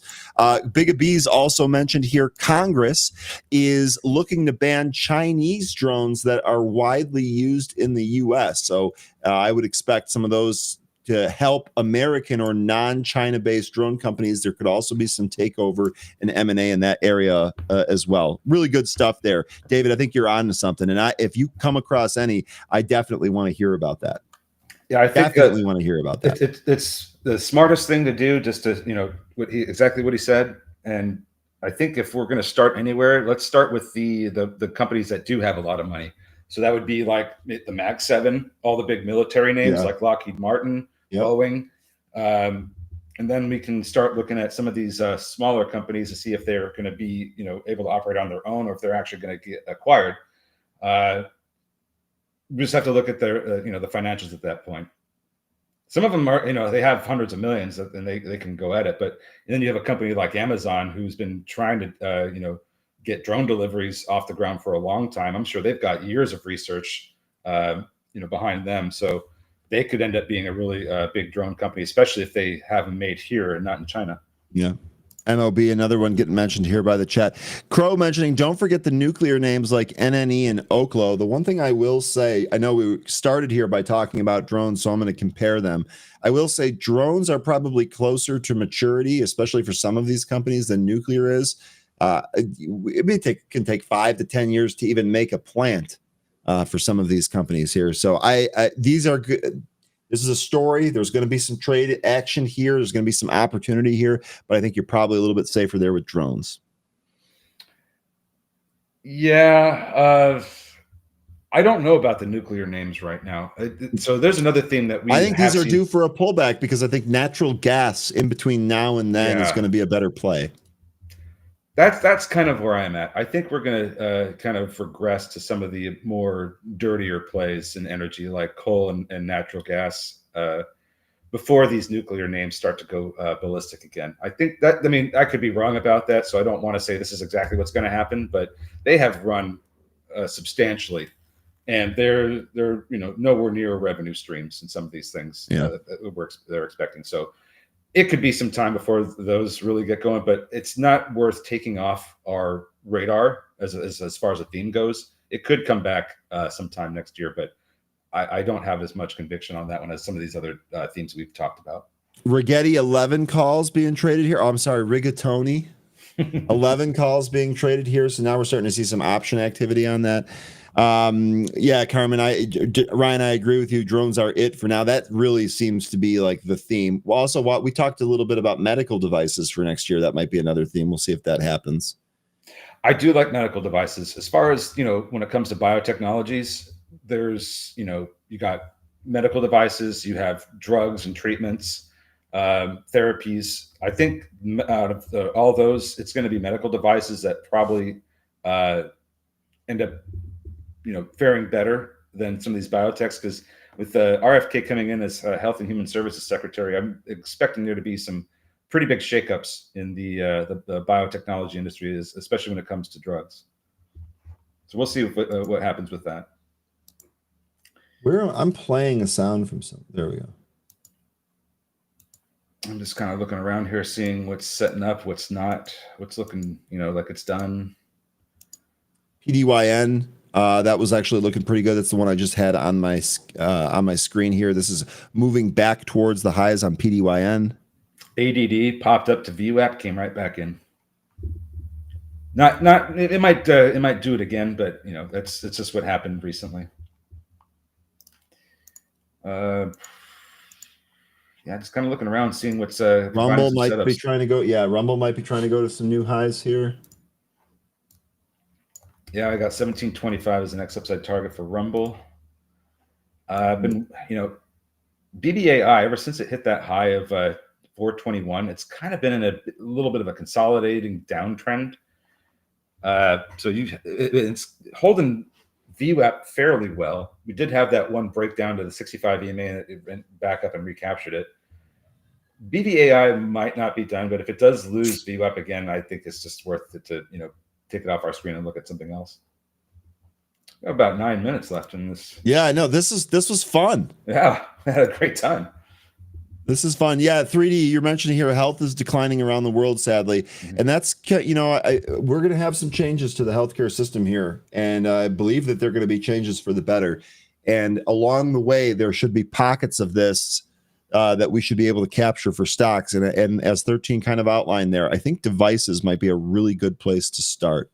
Right before us getting off here, 13 looks like SPY trading up towards the highs. So here we go. We are holding above 600 here. Volume check, 7.13 million shares so far here this morning. I think we're going to have another low volume day, 13. Most likely. And thank you, Carmen, for XIII. I'll take a look at that. That's a medical device company she was mentioning. So I wrote that one down. I'll take a look. Okay. Have we looked at XIII before? Have we talked about this one on Happy Hour? I cannot remember. Anyway, penny stock right now. Be curious to find out what do they do? Which device? Commercial stage medical device and biopharmaceutical company that develops nitric oxide generator and delivery system that uses nitrous generated from ambient and delivers precise amounts of NO to the lungs for potential treatment of respiratory and other diseases. This is definitely one in there. Oh yes, and then somebody else was mentioning MDT, Aura Alpha. Yeah, I own MDT. That's a longer term stock I hold. Scott pays dividend. Mary Delta Tango MDT. Mm-hmm. Yeah. Yep. Medtronics. Yep. They've been around for a good minute. They make. I think it's just going to be one of the stronger companies for the medical device play. SRFM, this was actually a pretty good move here today. Hey, Izzy, It's kind of did it under the radar. Sorry, go ahead. As soon as you mentioned that, Izzy, I was looking at RCAT and I was like, that candle that we were putting in on the 5-minute looks a little toppy. So maybe RCAT, as Izzy is also pointing out, could be starting to roll over. Be careful in this one. Trying to see if I can force the update here to Tarkov. Jay Walker, have you been able to start your update yet? Wipe day is always kind of a wild card. MGIH, this lost. Sorry, 13. This lost 4. I think this is probably done for today. Maybe it gets a pop in the afternoon. PDYN though, this has really been the strong one here. Looking for new highs now on PDYN. 9 seems to be on deck here. Rumble, that one just had another pop to new intraday highs. 1636 is the new high. Still looking for 1725. Yeah, so RCAT, let's see, we have about 30 seconds left in this candle. This could be the first red candle we get, and it would be a pretty bearish looking one. Shooting star candle.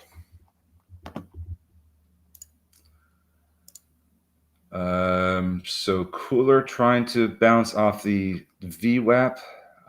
Volume is it's about the lowest it's been all morning. So I'm not expecting too much upside if we do try to go higher. Maybe it tries for 5, but I still think what I said earlier is what we may end up getting. So just watch for that loss of the VWAP, and then subsequently the 4 handle.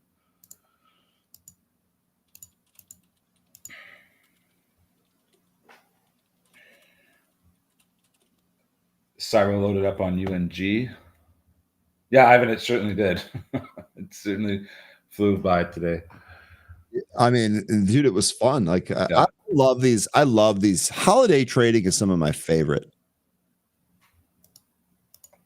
Oh man. No, Jay, just to be clear, this is not what I said. So I'm gonna do one sec here. Jay's comment, Ryan, the new president of Argentina is getting behind nuclear. I don't think the story is over by any means. I would completely agree with you. It's definitely not over. And at no point was I saying that. I think that we're in the infancy of it. And I think you're likely to see some pullbacks before you really see a huge move that is sector based to more new highs. It's definitely not over. I definitely think we're going that way. I just think you've got some time on that, and you're likely to see some volatility in a lot of the individual names. LEAS getting mentioned here. Robert, good to see you, Robert. LEAS new highs here on another pop here. Seals Q. Fun is at the high of the day. That's PHUN. Oh, good Lord.